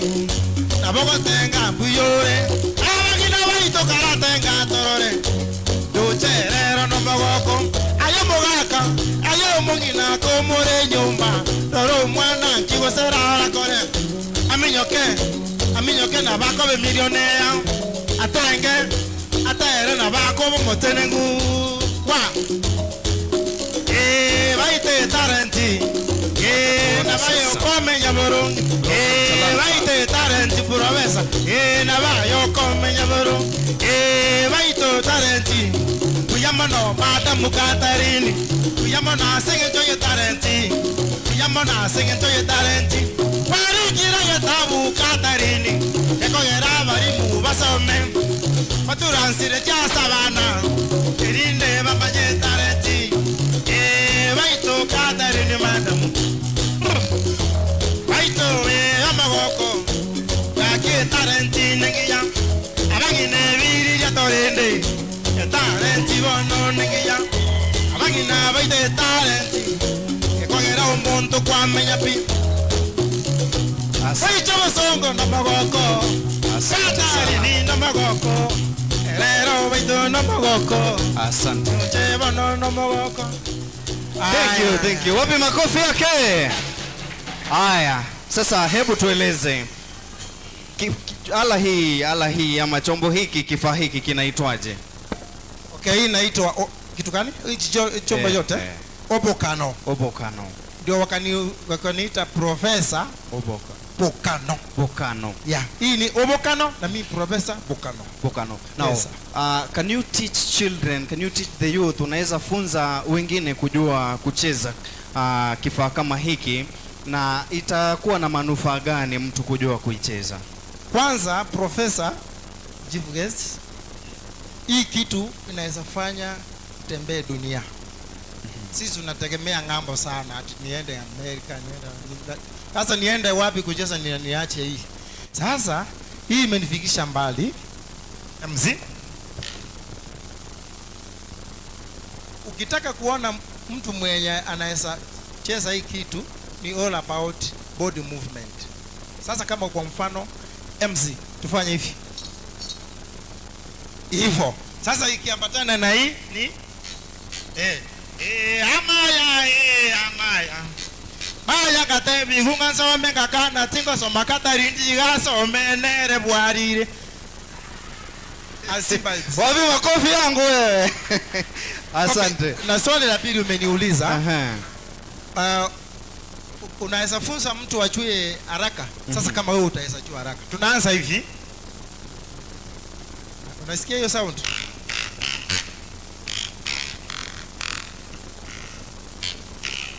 Unaweza funza the learner like this 1 2 3 4. Kwa hivyo ni 4 3 2 kuelekea hapa 4 3 4 3 2 4 3 2 4 3 2. Pole pole tu. Akiwa expert anaweza cheza hivi sasa.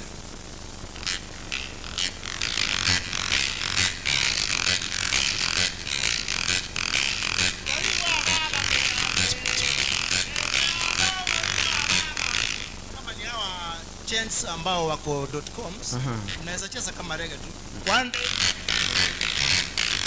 Kutu si my teacher lazima sasa umwali umagatabyo mwana uri like. Sasa umesema jambo la kwanza imefanya utembee, na ina manufaa gani tena mtu akishajua kuicheza? Kwa mfano sasa kama wewe tuseme hapa kwenye Global Talanta, yes. Wale ambao watakuwa wanajua kuicheza watasaidika kivipi? Uwezi lala njaa sababu hii ni kazi. Nimeenda Tanzania Marisabit, imagine Mburuja akikuita uende show yake na hii kitu. Kwa hivyo iko na manufaa na uende bure. mna negotiate kwanza. Kitu kingine Profesa na Catherine, watu wengi hawajui mimi ni mfanyikazi wa serikali. Through this the governor Simba alinipatia kazi kwa culture. Pia nilianzia kama askari. Kwa hivyo mimi ni askari wa county through Opokan. Hii tu peke yake. Makofi. Asante sana. Thank you so much. So you can now see through talents. Uwezi lala njaa alivyosema. Hebu tupate ako wapi huyu Sylvia? Alex. Aya, guest of honor sir, mbele yako ni Alex. Ana tupa wimbo. Baada ya hapo tupate Sylvia. Talanta Kids, muwe tayari, twende kazi.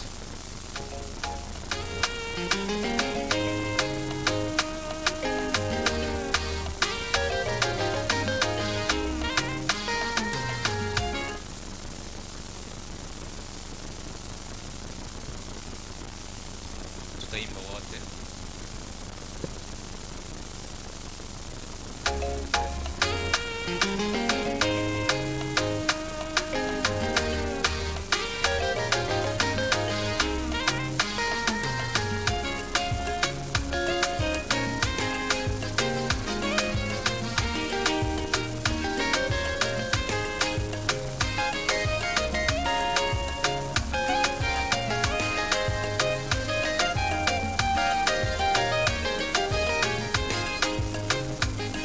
Maneno neimeane Nigongi chire no gotogia Gotogerie taliago aetata no monyanguru Obo ale kondusire Ama kongu kwambwerire Ama enaye no mosani weke ene Maneno neimeane Nigongi chire no gotogia Gotogerie taliago aetata no monyanguru Obo ale kwandusire ama kongu kwambwerire ama enaye no musani weke ene ase omogoko aye moto yetata twende hivyo ase obororo aye moto yetata tinga kichonsi aye moto yetata wantani waye no bogo kumya Ase omogoko aye moto yetata Ase obororo aye moto yetata Tinga kichonsi aye moto yetata Wantani waye no bogo kumya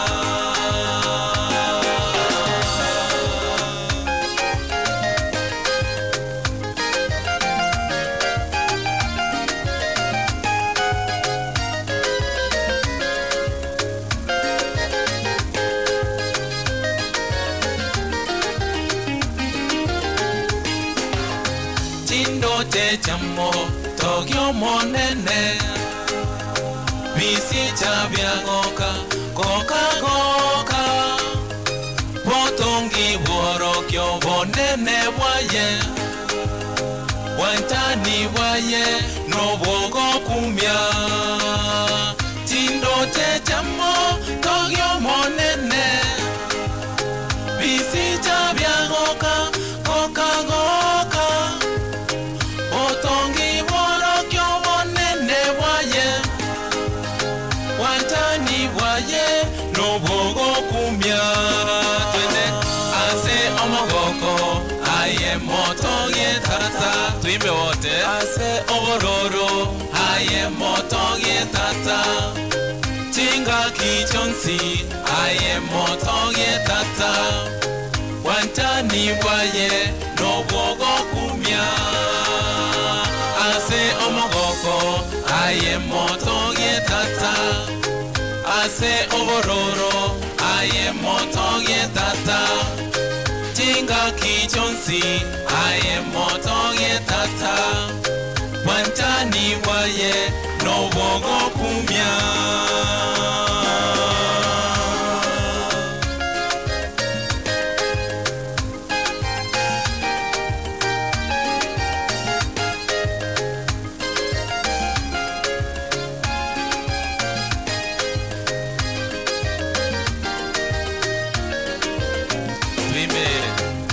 ase omogoko aye motonge tata ase obororo aye motonge tata tinga kichonsi aye motonge tata wantani bwaye nobogo kumya ase omogoko aye motonge tata ase obororo aye motonge tata tinga kichonsi aye motonge tata wantani bwaye nobogo kumya. Asante sana. Wapi big amen kwake? Thank you so much. Thank you so much. Sylvia pamoja na wale Talanta Kids wako wapi? Haya, Sylvia? Good afternoon. My name is Sylvia Siko from Global Talanta. I have a memory verse. My memory verse comes from the book of Psalms chapter 46 verse 1 and 2. It says, God is our shelter and strength, always ready to help in times of trouble. So we will not be afraid, even if the earth is shaken and mountains falls into the ocean depths. Thank you.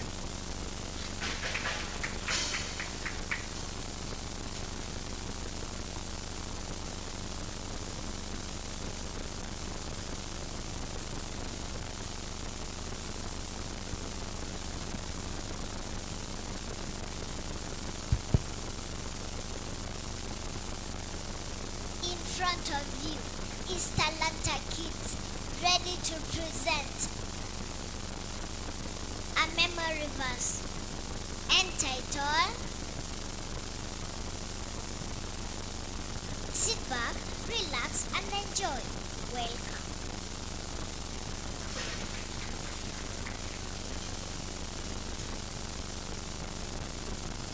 Psalms chapter 1, it says, Blessed is the man who does not walk in the counsel of the wicked, or stand in the way of sinners, or sit in the seat of mockers, and his delight is in the law of the Lord, and on his law he meditates day and night. It be like a tree planted by the rivers of water, that brings forth its fruit in its season, and everything is just and prosper. Say amen.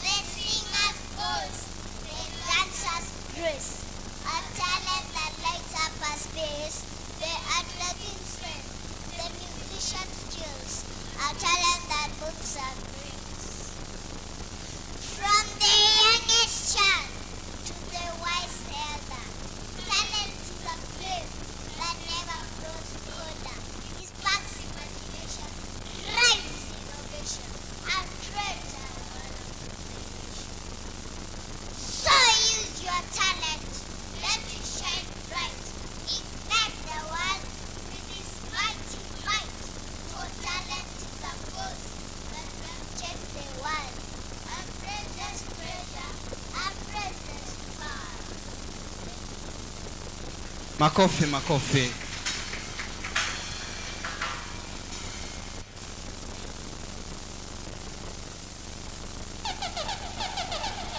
Foundation, foundation.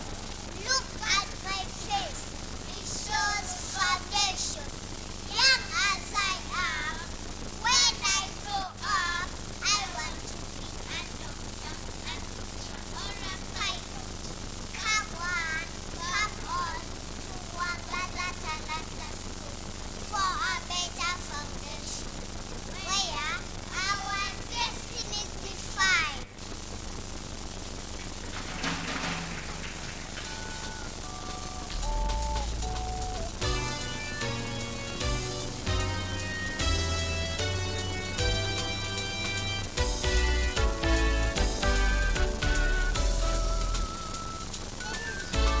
We are children of Kisii County. We stand united. We are children of Kisii County. We stand united. And our theme is all about equality and inclusion for every child. And our theme is all about equality and inclusion for every child. We wanna play together, eat together, sing together, learn together. Tell them, Mommy. Our future will be bright if we invest in our children. Yes, Mom. Our future will be bright if we invest in our children. Knowing the children's rights, it is important to our parents. Knowing the children's rights, it is important to our parents. Right to life, right to education, right to health, right to play, right to food, right to rest, and right to unusual shelter.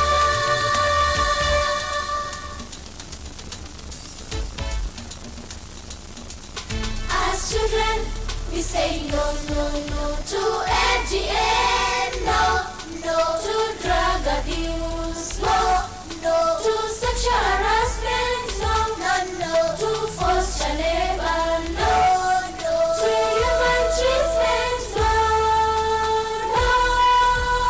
We are children of Kisii County, we stand united. We are children of Kisii County, we stand united.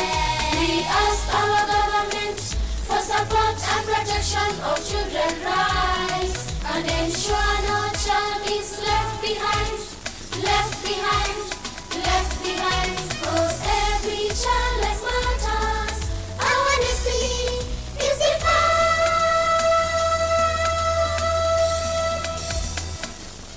Makofi, makofi, makofi.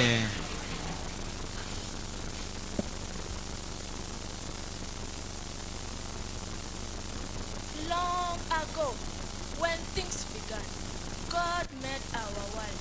He made the sun to light the day. He made the moon and the stars for the night.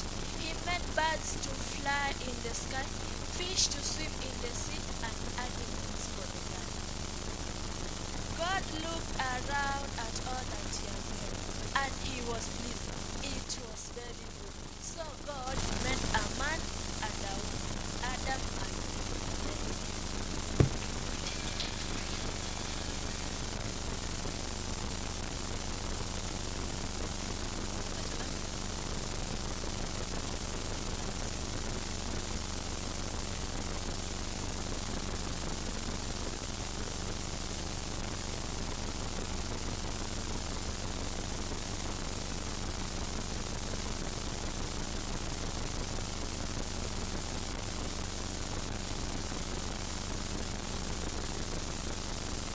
I am very special. I will walk on. The sky is the limit. My destiny is defined. God knows my future. I have a talent. I have the aptitude. I have the skill. I am a champion. We want Carlton to redo that. I am very special.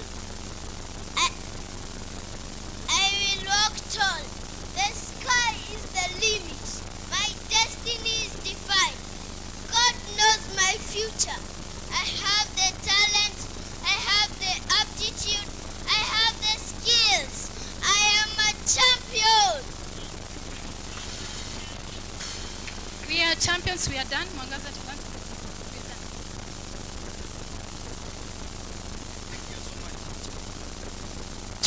Thank you so much. Mnawaambiaje? Haya, muziki kidogo kutoka kwa Vision. We want to have a session here with Sister Catherine, and then we'll have Kisii University kuna spoken word. We want to know about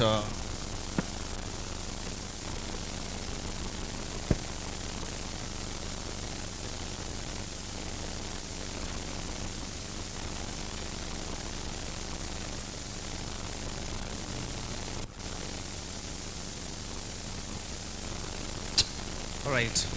Guest of honor, sir. You've done us proud by launching the book. What's the title of our book? I didn't get that. What's the title? Can we shout that once again? So Nurturing Talent is brought to us by the person seated in front of us today. I want to bring to you this lady in a special way, so that she can tell us about this book, about the Global Talanta organization, what it is about, and what we stand to gain from this event today. I see my director coming. That's the session we want to have today.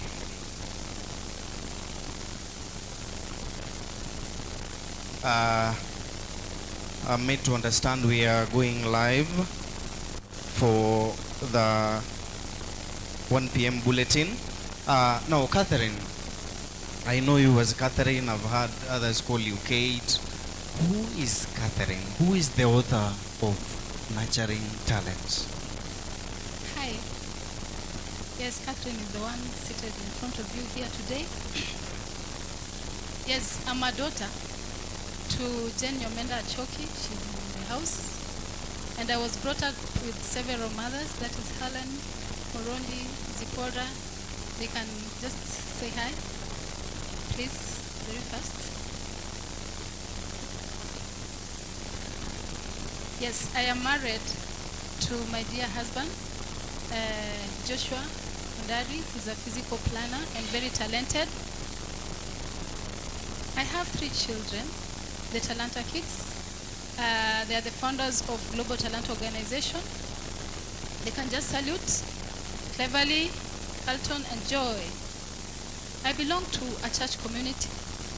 I go to Kisii New Life SDA Church, and I am seeing my members here.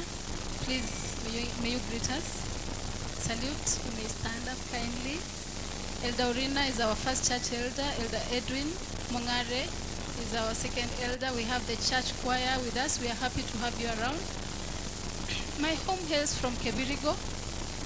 That's why we have Kebirigo South SDA Church, and that's where we started the organization of Global Talanta from in Kisii County and Nyamira County. The choir can stand and greet us, please. Yes, when I was in high school, I used to stay at my aunt's place, Madam Helen Morondi. You can stand up. And she has brought a choir from her church, Yonserio, to come and celebrate this achievement. Please greet us. Thank you very much. I have my mentor here, Professor David. You are highly welcome. I have another friend from Lowland, our principal, George Odongo. Please greet us. I have another mentor and friend, Madam Madaraka. Please greet us. We have a special team from Radio Vuna. You can salute. We have Hillsview Sabbath School, where Mr. Omare will say hi as the leader, and he loves Talanta Kids so much.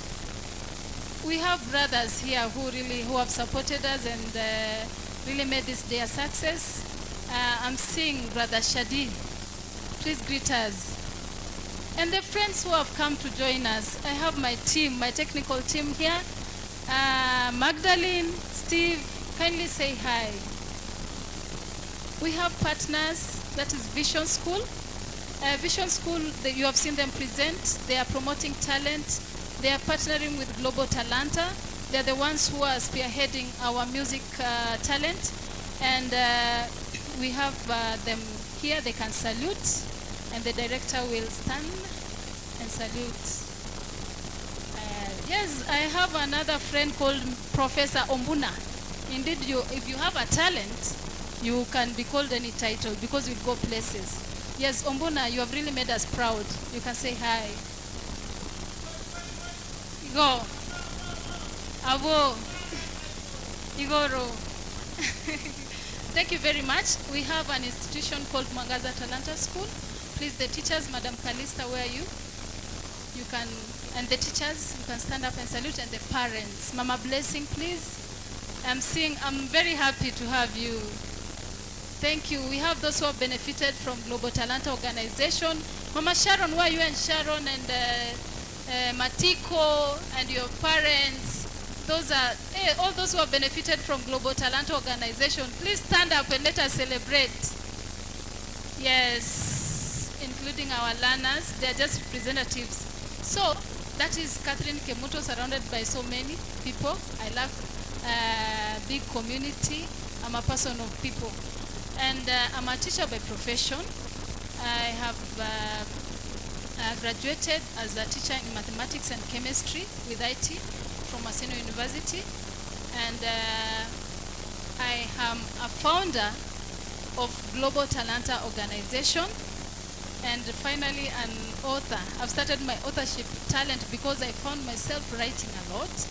And I realized that that's a talent. So I decided to put it on paper and so that we can empower the world through the word of pen. Can you shine for me? Thank you, thank you. Thank a round you. of applause. Yes, I've really done a great introduction. I hail from Nyamira County and I'm married in Kisii County at Ogembo, Mananasi Center. Yes, thank you. Now, about the book. When did you start writing this book? When did you start collecting ideas? Ulianza lini?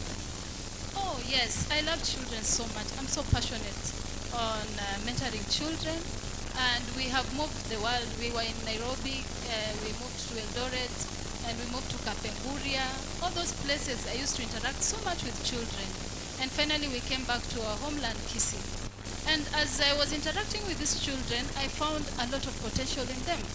When I was trying to investigate and learn more about them, those children who come from established schools, they could really exploit their talent and be exposed to the world and implement what their talent could do.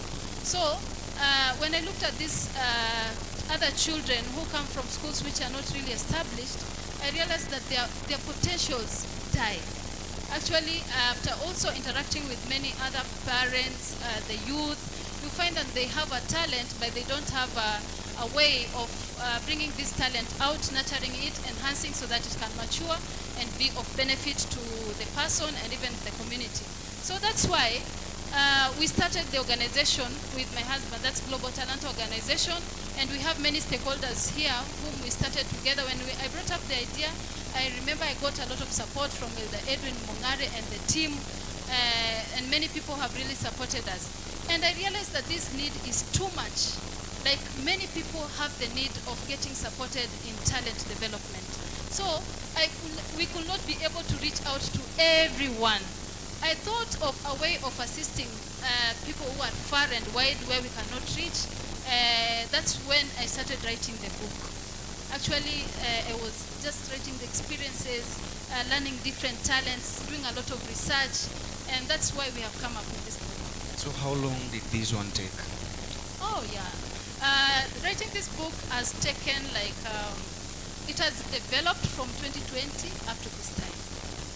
Yes, from 2020 up to this time, we've just been collecting ideas and putting them down and compiling with the assistance of my husband, and we finally managed to come up with a document.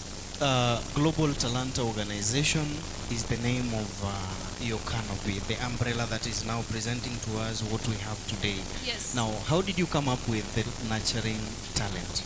Oh, yes. I love talent. Personally, I'm multi-talented in so many ways. I have... Share with us some of those talents that you have. Yes. Yes, I have the emotional intelligence talent. I don't know if you know that that is a talent. I can be able to feel someone. If you tell me your experience, I can feel it and I want to assist you. That is a special talent I got. That's why I'm able to interact with these young ones. Wait a minute. Yes. For instance, Yes. I tell you about my problem. Yes. You have the insight. I mean, you can see. Yes. I can feel you and look for ways that you can be helped.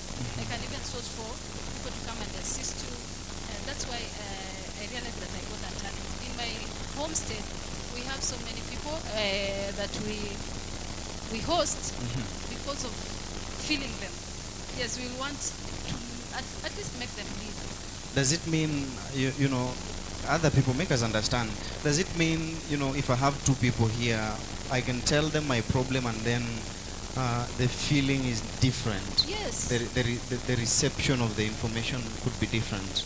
Yes, exactly. Oh, I've just learned a new thing. Now, that's why actually I felt for those vulnerable kids who have special talents, but they don't have a way of enhancing their talents and coming up so that they may be successful. Most of them end up getting frustrated. That's why we have so many drunkards in our local places. We have drunkards, we have people who have given up, we have people who even don't know where they're coming from and where they're going. So that's why I really felt that and devised a way on how we can be able to tap them and make them useful and tell them that they're important and they're special. thank you so much. What's your targeted audience? Are you looking at children? Is it the youths, adults? Who is your audience? Yes, with the this book I've brought here, it's for everyone. The parents, the young ones, the old, the adults. Actually, my mother-in-law we were sharing, they're called mother-in-law, eh? She was feeling unwell, that's why she's not here. I've written something about her in the book. We were sharing, and she told me, I realized that lady is very intelligent. She is able to read English, to speak English. She's able to understand some concepts in medicine. So when I was interacting with her more, she told me that she really wanted to be a nurse, and she was an athlete. But because of the background, she could not be able to achieve that. So we are here as Global Talanta family to be able to save those abilities that could get lost here in between because of the backgrounds and many other problems. Yes. So if I read this book from the first to the last chapter, am I going to be transformed? I mean, nitakuwa mtu kama nani? Who will be David after reading Nurturing Talent? Okay, in the book, we have the self-discovery journey. We make you realize who you are. We give you ways on how you can be able to identify your potential. And after identifying your potential, you find your place in a certain cluster of talents. And in this cluster of talent, we have given you a way forward of your career path, of the way you can be able to come out and implement what you are able to do through your talents. Yes. Oh, I get you. So I read, and then I'll find my place in that. Yes. I'll find my place. Yes. And exactly what is happening in my place, I'll find my way out. Yes. All right. All right. Now, thank you so much. Share with us some of the partners, you know, in Global Talanta organization. What do you do? And you know, you must have support system. So, what do you do in Global Talanta, and who is your support system? Okay, yes. Let me now talk about Global Talanta. When during Corona time, I personally saw children, especially in our Tendere area, many youth were indulging in activities that were not really productive. They were not good. They were vices. You could find them engaging in drug abuse, like using bang. So I decided to collect the community children. That's how we started. We collected community children. I remember we registered around 350. Yes, the children who came were around 300. Some of them are here. We were engaging them in talent enhancement programs and personal development programs. And in that system, we were able to identify a few parents who were a support system to us. Some of them are here. Where's Margaret? Yes, that's Margaret. There are a team of 12 in that region. We are able to identify children who are talented, and actually all children have talents. We bring them on board, we identify their talents, we were bringing them coaches, and these coaches could engage them in the activities that they were enjoying to do. And at the end of it all, we thought of having an institution called Mwangaza Talanta School. In Mwangaza Talanta School, we have teachers. I introduced them. It's an academic center, a normal academic center, where we have talent academy programs. And I'm telling you, we are going to have several Mwangaza Talanta schools in the region. In Mwangaza Talanta School, we have children who are in Global Talanta Scholarship Program. At the moment, it's only Amaya's family who are footing the bills of the members who are in the scholarship. We have around 12 children whom we are supporting in education, but we also have parents who pay school fees, and this school fees is also able to support us. Tumpigie makofi tafadhali. Thank you. Yes. Then here in town we have Talanta King Kids. These are children of able parents who are able to subscribe so that they can be able to get the services of talent development. Yes, those are also the support system, and most of them actually come from our church, New Life SDA Church, and we are opening it up. In Global Talanta, we have coaches, and these coaches are experts in talent. For example, I want to call upon Steve to come on board, and the Vision team, you have seen what they do. Steve, come please. And Ombuna is here, is going to join us soon. Karibu hapa. If you know you can be able to become a coach of Global Talanta, just join us. But currently, we are working with Steve. Please tell us your achievements. Okay. Hi. By the name Steve Machoka. Steve Machoka has a talent arts, also graphic design. So I'm a coach in Global Talanta. I help kids who have interest in arts, and art is more of drawing. So I do art, digital art, best art. So basically I help kids, at least those who have talent or have interest in art to achieve what they want in life. For me, basically right now I'm at Inclusive Media. I'm co-founder. I'm with my team, Magda and RG. We are based at Plaza Hotel. So I appreciate the work of Global Talanta. Thank you. Yes, he's also a defending champion. You won an award. Yes, which award was that? I won content creator, the best animation and graphic designer in Kenya, the Gala content creator. We are working with experts. He won an award in graphics, and I've talked about that talent of IT and creation. So children who will join us, or the youth who have that interest, please come to Global Talanta. Then we have Ombuna here. He has already introduced himself, and you have understood about the traditional instruments, and he's going to lead us. Actually, we are starting the journey with him after the launch. We have the Vision School. Please come on board. Vision School, you can sit down. You can sit down, Steve. These are the pillars of Global Talanta organization. Yes. Yeah, the wheels that roll. Yes. This book is going to impact and empower the development or the achievement of CBC curriculum in schools. We are going to start the Nurturing Talent book tour, and we have a target of visiting many schools in Kenya. And we have stakeholders whom we'll be moving with.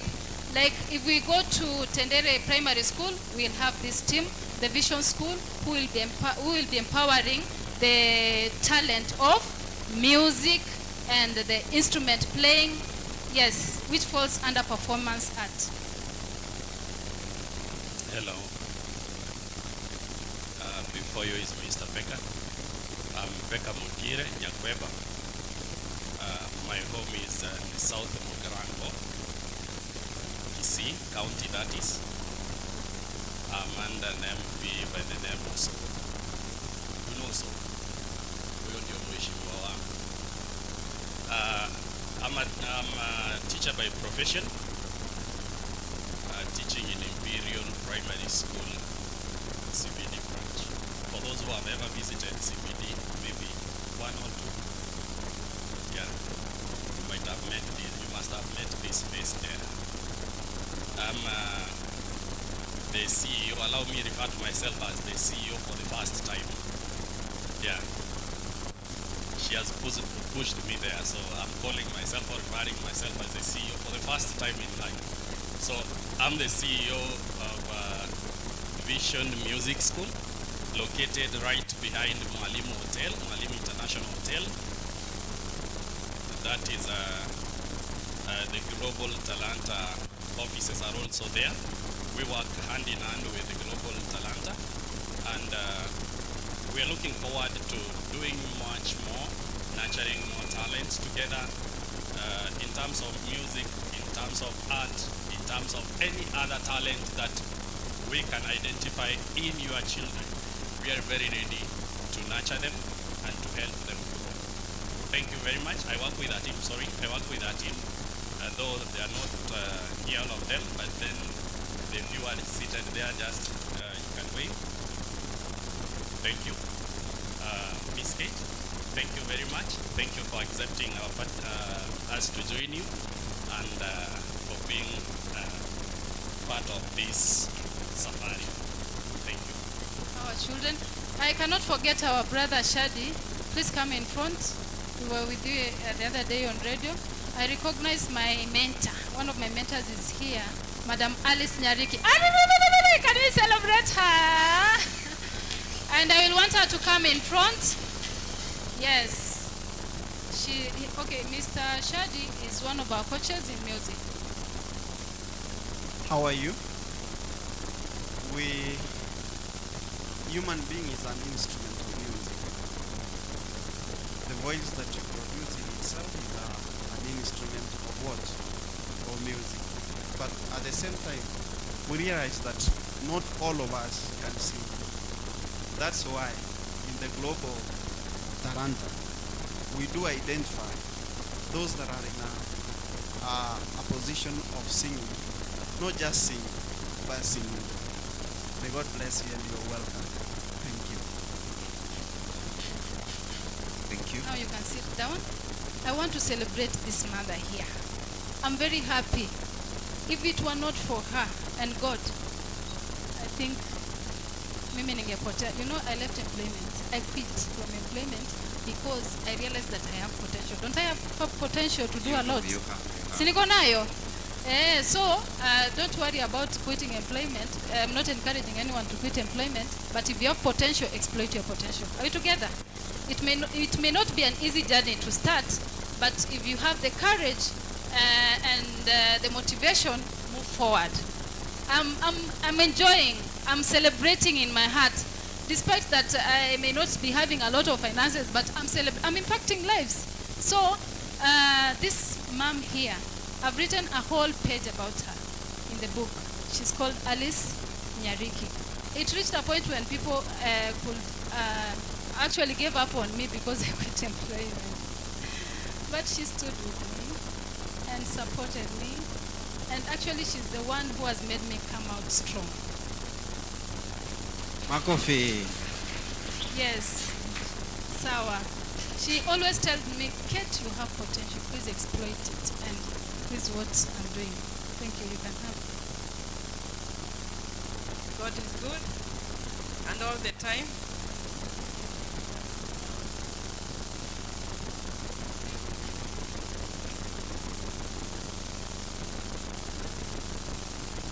Sorry, God is good all the time. God's time is the right time. Unajua hivi? Yes. This girl, I call her girl. She has come from far. With ups and downs, I was really waiting for this day to come. I've come late because I was helped somewhere. I missed the dance. I also have that talent. When people were dancing here, I was watching YouTube. I saw it and I really missed it. So, we parents, those parents, the young parents who are here, the old parents, you have your grandchildren that do the right thing for our children. Let us nurture talent. Don't force your child to be a doctor, to be a lawyer, to be an engineer, to be a teacher. And maybe ana nini? Ana hiyo. Umesikia she quit teaching. Maybe her talent was not dressed, earlier it was not nurtured well. That's where she is now. We want to nurture her, and that's what I've done for long. And I want to thank God to come from far. He has so many mothers here. I saw you dance. Where are you? It's mom. Yeah. Sijui kama walikuwa wamefanya introduction. But this is my sister, Helen Kubwa. This is Jane, Mama Kate. And Zipporah, she's my kid sister. Yeah. So I want to thank God for your coming. Let us try to support this program. Buy the books. By you buying a book, you're going to spread the talent elsewhere. Kindly let us teach our children to do the right thing. If you have a child who can run, encourage that child to do what? To run. There is money there. If you have a child, unaona kazi yake ni kuchunga kuku, anataka kulea kuku sana, anachunga sana, you take care. Help that girl or that boy to do what? Yeah? Patie kuku, nunulia yeye kuku achunge. Maybe they exploit your talent and she or her will. Thank you so much, Kate. I congratulate you for this. Thank you very much. She's a counselor and a principal. Yes. Hey, Jose, welcome. Karibu sana Mrs. Pastor Clifford, nimekuona. Karibuni sana wageni. Kuna wenye waliingia elders nimewaona pale. Karibu sana. So all right. Now as we wind up, I can see PK. PK they presented. PK. All right. So at least we've now understood the pillars of Global Talanta. So maybe where do you see this book, Nurturing Talent, taking those who will, buy the idea of the Global Talanta organization? Where do you see the Global Talanta organization in 5 years' time? Wow, we want to empower the world, the whole world. We are just starting from here. Sio mnaona organizations zinatoka ngambo. But this is going to be a reverse gear. Like we are starting from here, going out. We want everyone to be empowered in the world. If you have a potential, we want to help you know that potential and also use it so that you can have the fulfillment in life. Yes. Thank you so much. I want you to take a seat for a minute. There is a question for the audience, and then I will ask her the same question, and then I'll get the feedback from you, and then we start speeches, of course, very fast. We have few speakers here who will talk to us, and then we get to unveil the books. How many are going to take home? Hata sifai kuuliza hiyo. Kila mtu anaenda nyumbani na kitabu, and they've really done a lot. We have to support them. So there is this question. We have launched this book. Each and every one of us is going to take home a single copy.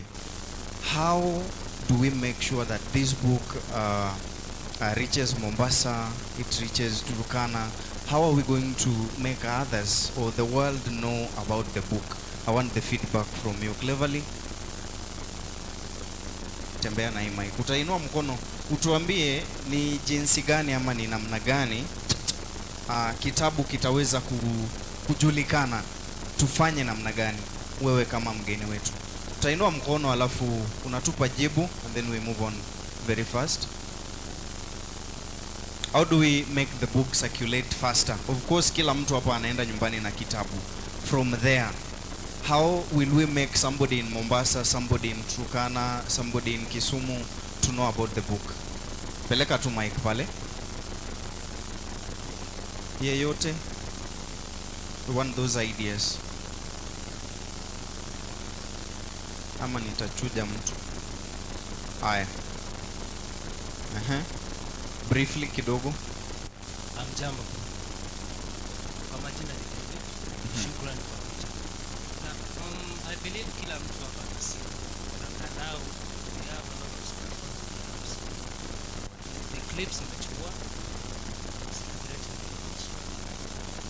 The first message. Second, you're going to get copies of the book. You read a passage, a paragraph, a chapter. It touches you. Why don't you spend it? Listen. Tell a friend. Hey, put it on your status. I believe that's all good. Thank you. Thank you so much. Another person, elder here. How do we spread the gospel? Thank you so much. I want to give a personal experience. In my car, occasionally I will go around with my lesson. I'm a Seventh-day Adventist, and I'm proud to be a Seventh-day Adventist. So I move around with my Bible and my lesson.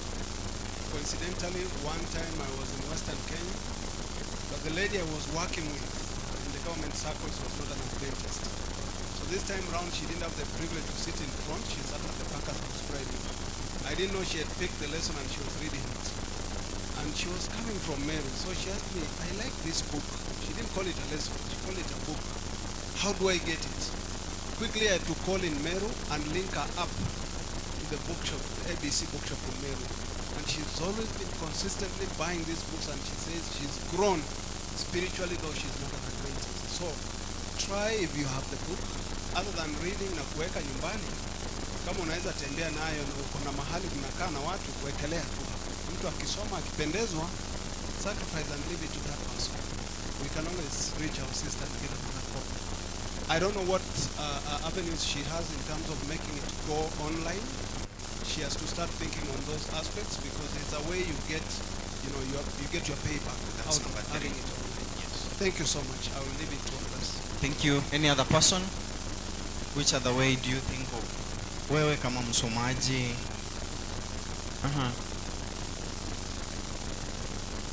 Aya. How do we make the book go viral?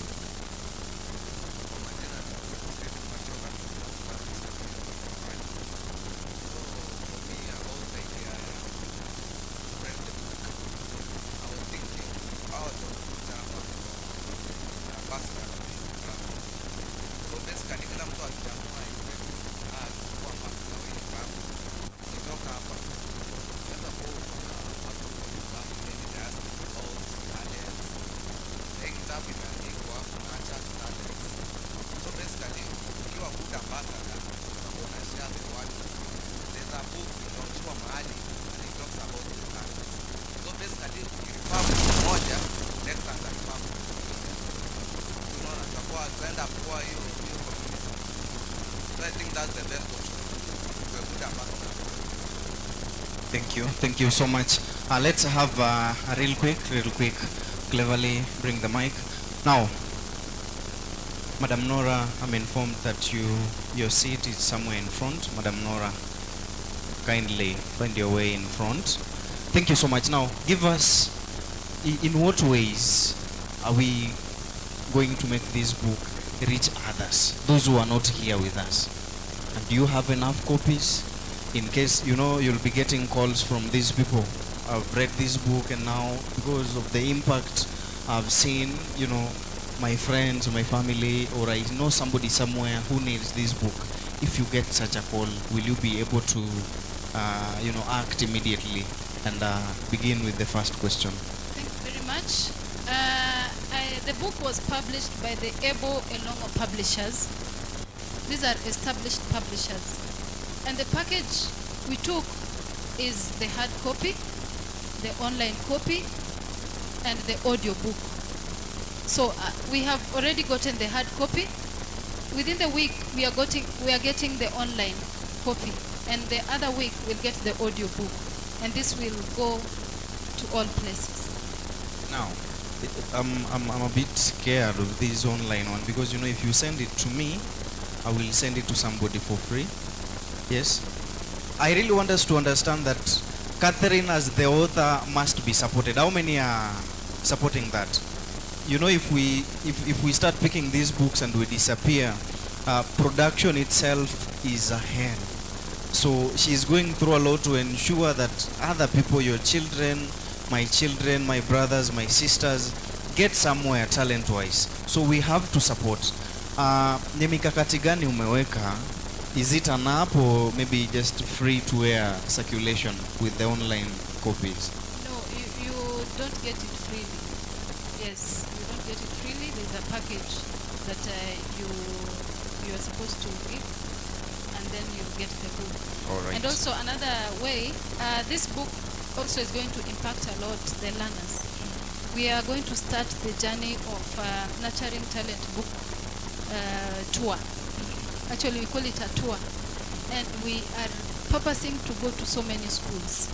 So if you have parents anywhere, you can tell them to support and buy the book for These their are all children. parents. Yes. Yeah. Thank you so much, Kate. Allow me in a special way to bring to us Mr. Joshua Amaya, who, like I said earlier on, is the engine. I want him to say a word and then we get to speeches immediately. New Life SDA, you'll give us an item as we start the speeches. We'll have a 1 or 2 minute speech and then we'll get to our chief guest to talk to us. You can have a seat. Tell us your place. In 1 minute, how has the journey been? What do you want these people, plus those who are watching us at home, to do to support Global Talanta, take nurturing talents to the next level? Thank you, MC, for the opportunity. I want to thank you for finding time to come and celebrate with us the success of the good work that these beautiful ladies have done. It has been a journey, just as we have said. It has not been easy, but we thank God because now we are here to celebrate what she has done. This idea was conceived by her, and she shared with me. Ultimately, I bought the idea, and I have been supporting her in a pillar in terms of research, in terms of engaging the young people. We have gone through the experiences she was talking about, the kind of meeting we have had with the children. I've been right with her. So I am also part and parcel of what the book talks about. So it has been a journey and we thank God for it. Thank you so much. Maybe your last message to children, to parents. Okay, before I give my last message, where's Samuel Machiko? Please run here with your instrument. Kindly come very fast. I'm so proud of this boy. And the mother is here. Where's the mother? These are success stories I'm really celebrating. Go bring your instrument. Very fast. Mama yake ako wapi? Ati yake ako wapi? By the way, there was a picture. We've not talked Yes, about this picture. I'm talking about the book cover. If you can, it has a message that the background of this picture that is here is not a Poshi background. These are children, and that is Samuel Matiko. As he's coming, I can give his story. I met him in Kisii town by the streets, walking as he's walking down. You can watch him. Wow. He was walking like this on the streets. And many people were really Hey. admiring. Can we clap for him? Can you clap for him? Wow, wow, wow, wow. This is a success. I'm telling you, this boy, where we have come from, it's thanks to God. I met him by the roads of Kisii town, and he was trying to move around and solicit for funds. Anyone who could admire his work, they could support him with 10 shillings, 20 shillings. So that day I was coming from church, and I met people surrounded him. What I saw in him, I saw an engineer. For me, I just saw a talent, a special talent. So after getting closer to him, I realized that this boy was walking on the street to look for money so that he can buy food for the mother who was very sick at home. The sisters are here. The aunt is here. Please, auntie, put it. Alikuwa anatembea na hii motorbike, anatumia talanta yake, aone kama atapata shilingi 10, 20. We followed, we went to the home several times. That's why the aunt, huyo aunt yake ametoka Eldoret. Anaweza share na sisi kidogo kama amefurahishwa na Global Talanta ama bado.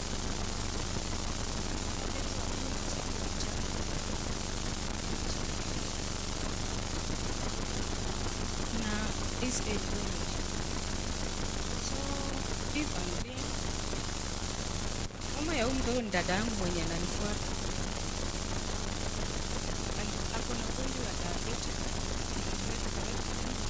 The year 2015 kwa wakati tulikuwa kazi ya Kisii. So when nilikuja nikahamia Eldoret, my husband was 2019. Mimi ndio nilikuwa nasukuma hii familia. Sasa kwa kwa kusoma respect. But ama hapa na even kusoma. So penye kwa na pet kuna mkalia msiku.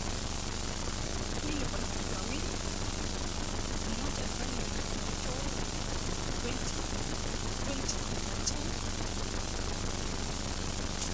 2023. The second one na kukumbuka. So kuna ile challenge inapitia as a single mother. Mara ninashughulikia watoto, mara wangu. Nikinyamaza tu hivi napigiwa simu. Chaki dadako amekwama mahali. Sasa zingine najaribu kuwasaidia penye naweza. Mpaka saa zingine wakati sina, inabidi nazima simu. Nisipate simu kutoka kwa watu. Nikafikia time nilikuwa kwa mtandao. Nikaona mtu akipiga picha na mtoto. Anasema eti ni baba yake.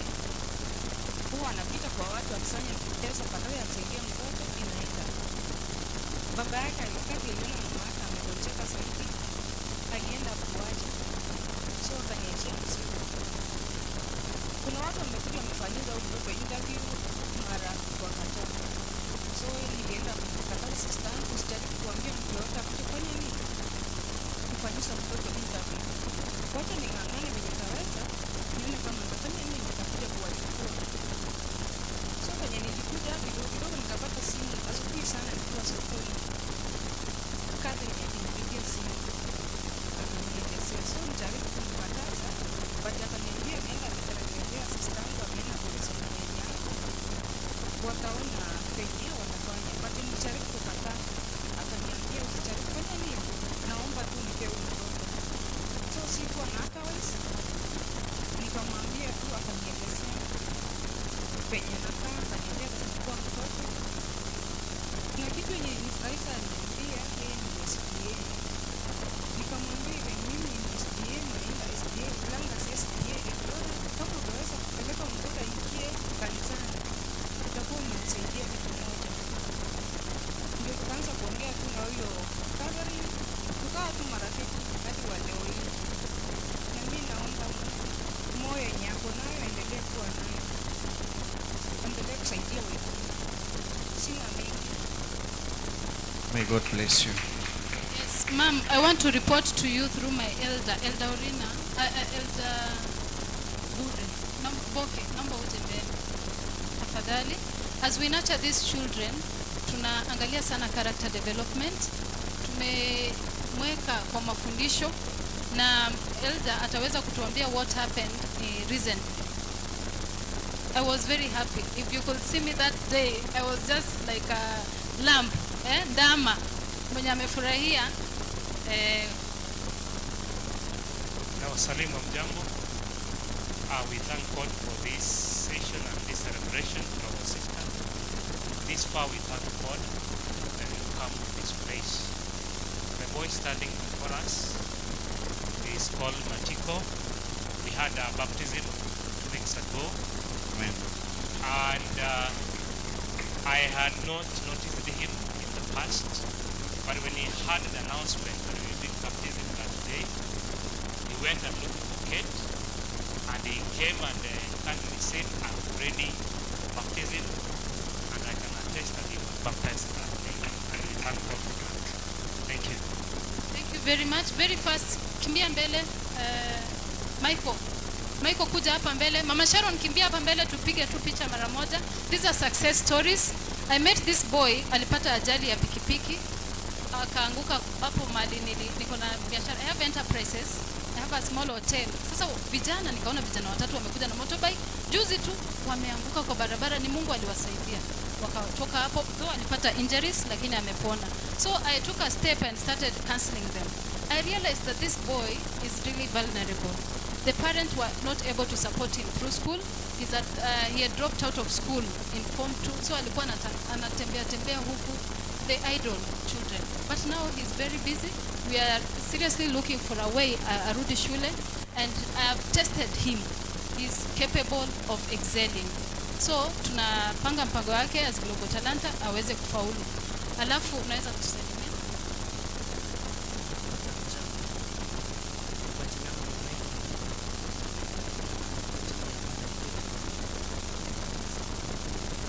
Alafu tuko na rembo wawili. Hao warembo nawapenda sana. When we had our conference or our workshop ya community children, they were really active and they shared their story. I told you I have that emotional intelligence talent, and we took them. We are staying with them in our homestead, and nashukuru Madam Alice Nyariki. Tena nakushukuru sana. Uko wapi? Yes. Asante sana kwa kusaidia mzigo. Aliniambia niletee huyu mtoto nimfundishe. So for us we just bought uniforms, we do shopping. Yeah, anaenda shule, ako under madam, shule ya DOK, ako form 4. What can you say? Na ako na talent ya kuimba. Tutakuja kumsupport siku moja atoe nyimbo zake ndio aweze kujisimamia, si ni kweli? Oh, na drama. Na wasalimu wote mjambo. Mimi kwa majina ni Sharon Mora. Tunatoka kutoka saidi ya Ugembo, Bomachoge Chache. Mimi nashukuru madam kwa umbali wenye ametutoa hadi ametufikisha, na Mungu mwenyewe amesaidia tumefika hadi siku ya leo. Asante. Thank you very much, and many more. We have so many stories to tell. I have a girl here. I used to wake up at 4. Alikuwa, where is my nani? Anaitwa aje? Kuja kimbia hapa mbele mbio. I'm so proud of you. These are success stories. I felt this the parent is a single mother. When she was sharing to me, alisikia mimi ni mwalimu wa hesabu. They could wake up to our place at 5, right? 5 in the morning. We sacrificed for free to support her so that she can come up in mathematics. What did you get? I met you when you were scoring 20s. What did you score at till you got a scholarship? 82. Yes, the sacrifices that we do, we thank God. Sawa sawa, sasa mnaweza rudi. That is all Talanta can do great. We have so many children. So this load is heavy. The load is heavy. We need you. We need each one of you to kindly. We are coming up with an app that will be able to be registering children throughout Kenya and even other places, and they will be coaches. I think msichukue muda mwingi sana. You can go back, Samuel Matiko. Can I have a word with him? Unataka kufanya kazi gani? Engineering. Makofi kwake. You know, I wanted to ask you, when you sent me this book cover, I wanted to ask, I wanted to see this thing. And by the way, I had not seen it. How long did it take you to make this thing? Ulichukua muda gani kutengeneza pikipiki yako? Oh. So, siku kama ngapi hivi? Miaka ngapi? Siku 2. I confirm, this is an engineer, whatever he does, you can marvel. We have a talent, in Global Talanta Mwalimu, let me cut you short, tunakuwa na individual talent development plan. So plan yake, we want, soon mtanunua Samsung motorbikes at his age, because we want to organize every holiday very soon. Akuwa naenda China and assemble real motorbikes. Coffee. Very soon. So that zikuja kwa market, yule mama mwenye ni mgonjwa na baba utaweza maisha yako itabadilika. Sawa sawa? Yes. Thank you so much. Utaenda mbali bwana. Mimi ni elder wa church. Niko na mikono ya kubariki. You will go far. You will go far. And I believe our elders here will also. I've been checking this motorbike. The finer details in a serious or in a real motorbike. Hizo ndo vitu nimekuwa nikiangalia na ziko hapa. Hizo details ndogo ndogo zenye mtu anaweza acha. They are here. Nimeona hadi serial number. Utaenda mbali. Engine number iko hapa pia. Utaenda mbali bwana. Sawa sawa. Thank you so much. Wapi makofi yake. And please let us come together and support. Hata kwa shule yenu, nyumbani huko, let us support them. I'm told this is the cover page. Umeona kitabu? Yes, yeye ndiye kwa cover na sister yake kwa hapo. So asante kwa kukubali kuwa kwa cover page. Thank you so much. Utaenda mbali. Sawa sawa. And you keep praying, you be disciplined. Heshimu wazazi, heshimu watu wakubwa, everybody. Utaenda mbali. Thank you so much. Endesha pikipiki yako. Wow. Tuliacha kwao, otherwise huwa anaifanyia repair. Ingekuwa kama mpya. Lakini tumeitoa kwao sababu sasa anakaa na sisi huko. Thank you so much. Asante sana. May God bless you. New Life SDA. Tuweze kufika hapa mbele. We want to have a moment immediately after the guest of honors speech. Tutakuwa na muda wa kuweza kupata nakala zetu, tununue nakala, alafu pia tuchange kitu kidogo kwa familia hii ambayo kwamba imeweza. I'm talking as I wait for New Life SDA.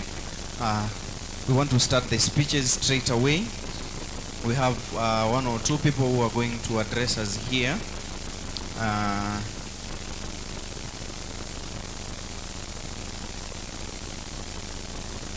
And then we have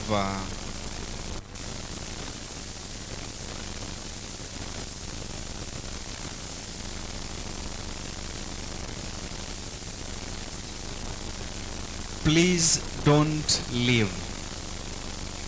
Don't leave. We came here to support our sister Kate. We are here to support her. Let's be here and let's be here. Let's be here. Thank you. Kisii New Life, immediately we will have some short speeches, and then we get to Professor, who will officially take us to the table after his speech. We know the prize, and then we will have the book signing as we give each and everyone his or her copy to take home. Hakuna kitabu kinabaki hapa. I'm waiting for fundi wa mitambo to give me a signal. All right.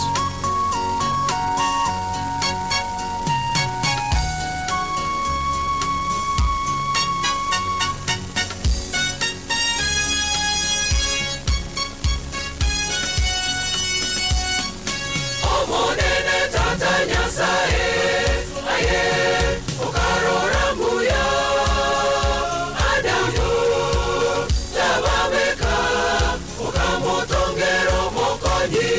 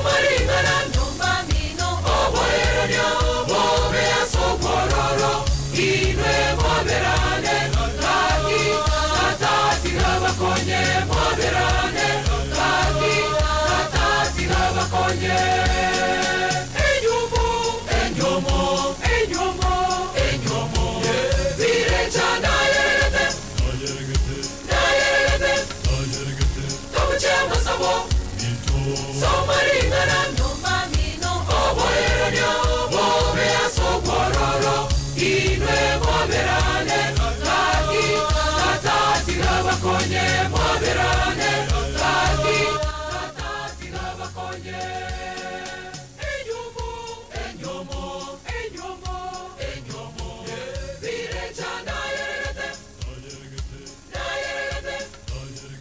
tobuchema sabo somaringana no mamino oboeranio bobea sobororo inwe moberane kaki tatati gabakonye moberane kaki tatati gabakonye Tigabakonye. Makofi, makofi. Asante sana. New Life, may God bless you. Allow me to bring to you our first speaker, the representative wa Mwangaza Talanta School, Kalista. Atazungumza nasi kwa dakika moja tu, alafu tutapata spoken word from Nikisi University.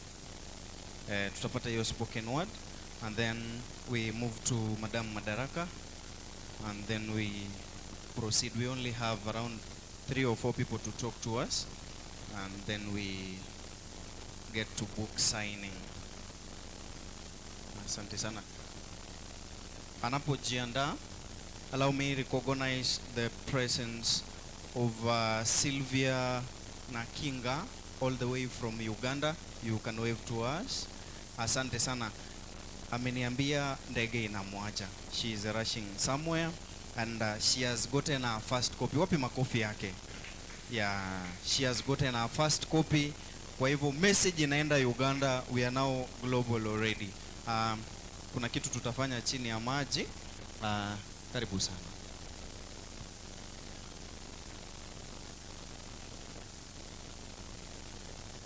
Hi. I want you to join me in singing this song. I am happy today. In Jesus' name. Because my sins away. I am happy, so happy today. And the time and the place and the way. Just make somebody happy this time. Hallelujah, the time to be happy and the place and the way.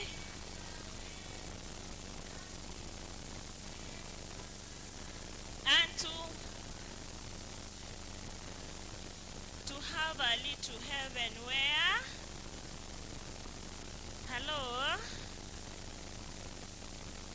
Nashukuru Mungu sana kwa umbali amenileta siku ya leo. My name is Kalista Kemuma from Mwangaza Talanta School there in Ogembo, where our director ametufikisha hapa umbali huu, ametutoa huko, ametuleta hapa. Singekuwa na uwezo wa kufika hapa kama sio yeye. Wacha tu asimame karibu na mimi ndiye atanipea nguvu zaidi ya kuongea. Sababu hii safari imekuwa ngumu sana, but she has been there for us. Hata mimi alikuwa amenipea moyo sana mpaka nikasikia I have a talent as well. Because I reached a place where I could have lost hope kabisa. Nafikiria sana hata hii talent ya kufunza. Kuna mtu ananishusha nikisema niko na talent. I am an ECD teacher by profession. Nafunza watoto wadogo kabisa. Sisi ndio wale foundation. Kama ulisikia foundation. Look at my face. What does it show? It shows foundation inaonyesha nini? Msingi uko mahali tunaanzia. Amenipa moyo, amenifanya nimejua msingi wa maisha yangu. Nikiwa mtoto mdogo, nikianza safari, sikuwa najua talent yangu kabisa. Mpaka nikafikia nimeolewa, sijajua talent. But I had a friend. Akaniambia, wewe unastahili kwenda usomee ualimu. Vile nilianza kufunza mtoto wangu, akienda shule, akirudi namfanyisha homework. Na huyo mama ako hapo karibu na mimi jirani. Alikuwa ananiambia, wewe unastahili uende uanze kusoma ECD, Early Childhood Education. Hiyo ndio inakufaa kama wewe. Kwa hakika sikuwa na otherwise. Grade nilikuwa nayo nilikuwa nasema Mungu wangu, singekuwa fika mahali nimefika leo.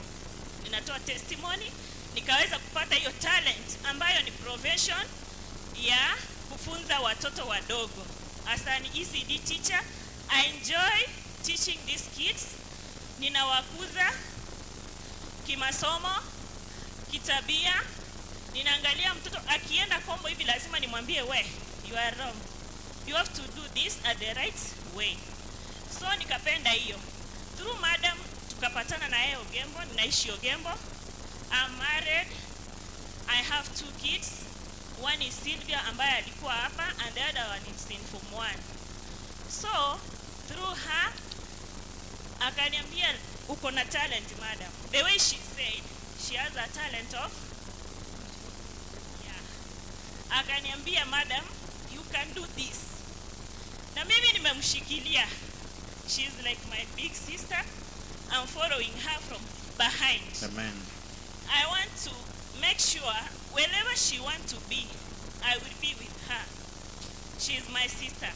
So in our school, Mwangaza Talanta School, we nurture these children, not only talents, academically we nurture them. So we thank God, through madam's support, we can be able to achieve whatever we want to achieve in life. Thank you so much. Thank you Nurture so much. your kids. Thank you so much. Thank you so much. Wapi makofi ya Kalista? Asante sana. Allow me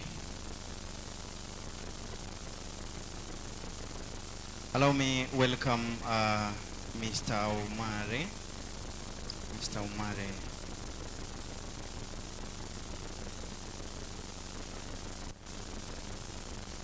To briefly address us. I'm waiting for spoken word from Kisii University. You should be somewhere around here. Immediately is done. Utakuja hapa mbele. Kisha Madam Madaraka atakuja kwenye jukwaa. Karibu. Good afternoon. God is good all the time. I am humbled because I told Kate I began writing a book and I stopped in chapter 7. I don't know when I'll finish it. They advised me to reduce it to 5 chapters so that I can finish it. So I'm still thinking about that. Otherwise, I am such a grateful person. We want to promise, Kate, that we shall walk with you in this journey. We shall give all the support that we can as human beings. And we are praying for you that God takes you to greater heights. How many of you together with me want to wish Kate the very best? Thank you and God bless you for coming. Thank you so much, sir. May God bless you. Thank you for coming. Huyo wa spoken word amekataa kuja. Allow me welcome Madam Madaraka to share with us. Leo ni talent. Mimi sijui niko na talent gani. Thank you. Karibu madam. I greet you all. Good afternoon. God is good and all the time. I'm humbled and I want to thank God because of this time that He has enabled us to gather here because of our sister here. May God bless you. Thank you for the work you are doing and we are praying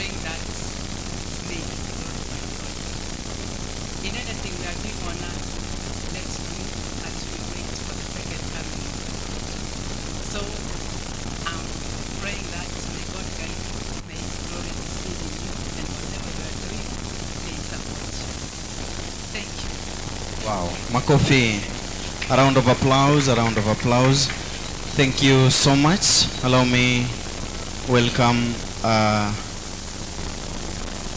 Mr. Principal. This is one and only Mr. Jojo Dongo coming to us from Rubycraft Group of Schools. He will tell us about the school briefly and talk to us about Global Talanta. I have visited that school. I know what is going on there talent-wise. Karibu sana mwalimu. Huyo akiongea sitasimama hapo, maybe atatuambia kwa nini. Thank you. Good evening. Oh, good afternoon. Good afternoon. How are you? I'm Mwalimu Jojo Dongo, the principal Rubycraft Group of School. Rubycraft Group of Schools is one of the Adventist schools we have in West Kenya Union Conference and is located within Kindu Adventist Hospital. Kindu Adventist Hospital is within Homabay County. The school has been there since 1992, and today as we are speaking, the school is 33 years old. At this time, first, through our guest, allow me recognize the presence of some parents who are here. The parents, the Rubycraft Group of Schools, I've seen a number of them. Please allow me to recognize their presence. Wherever you are, you can stand.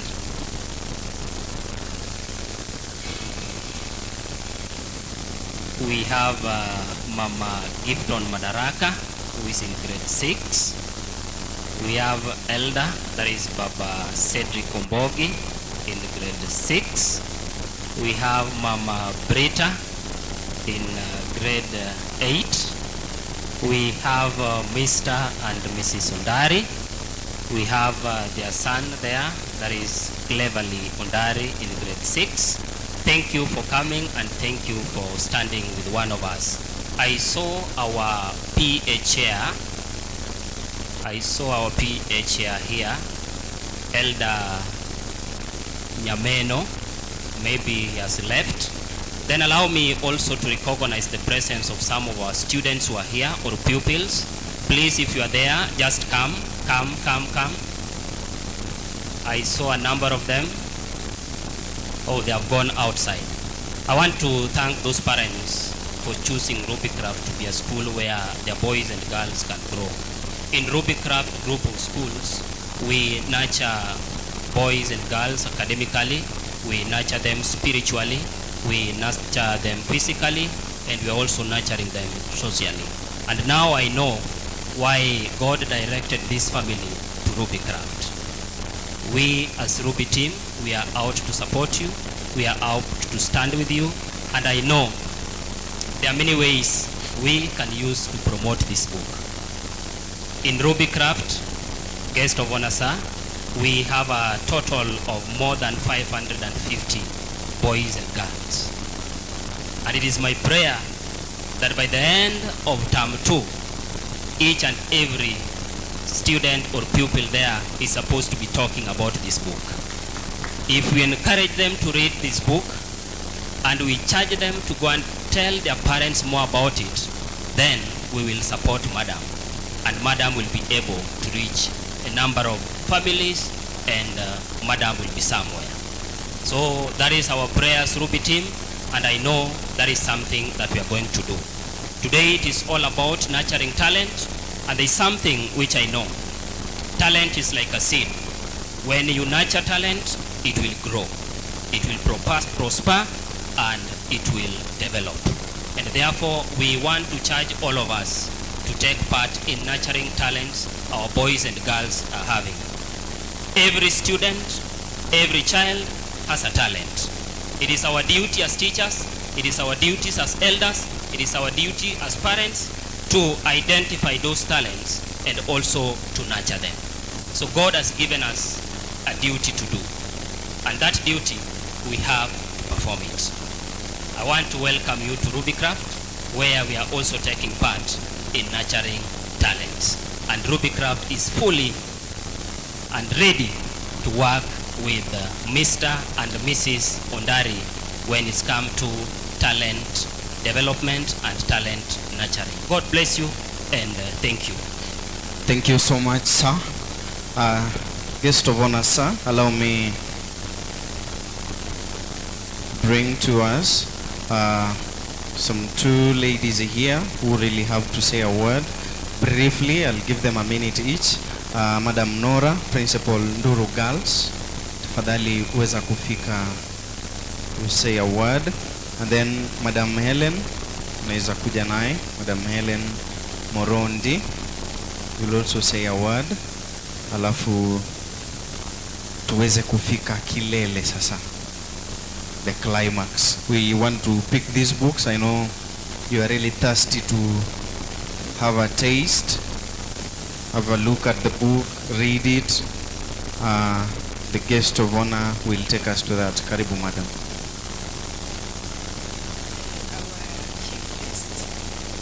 Together with your family, my daughter, Natalie, and brother.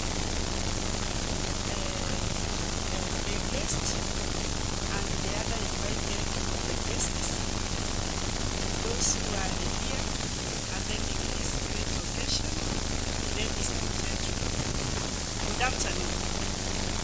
God is good, and all the time. I wanted to thank God.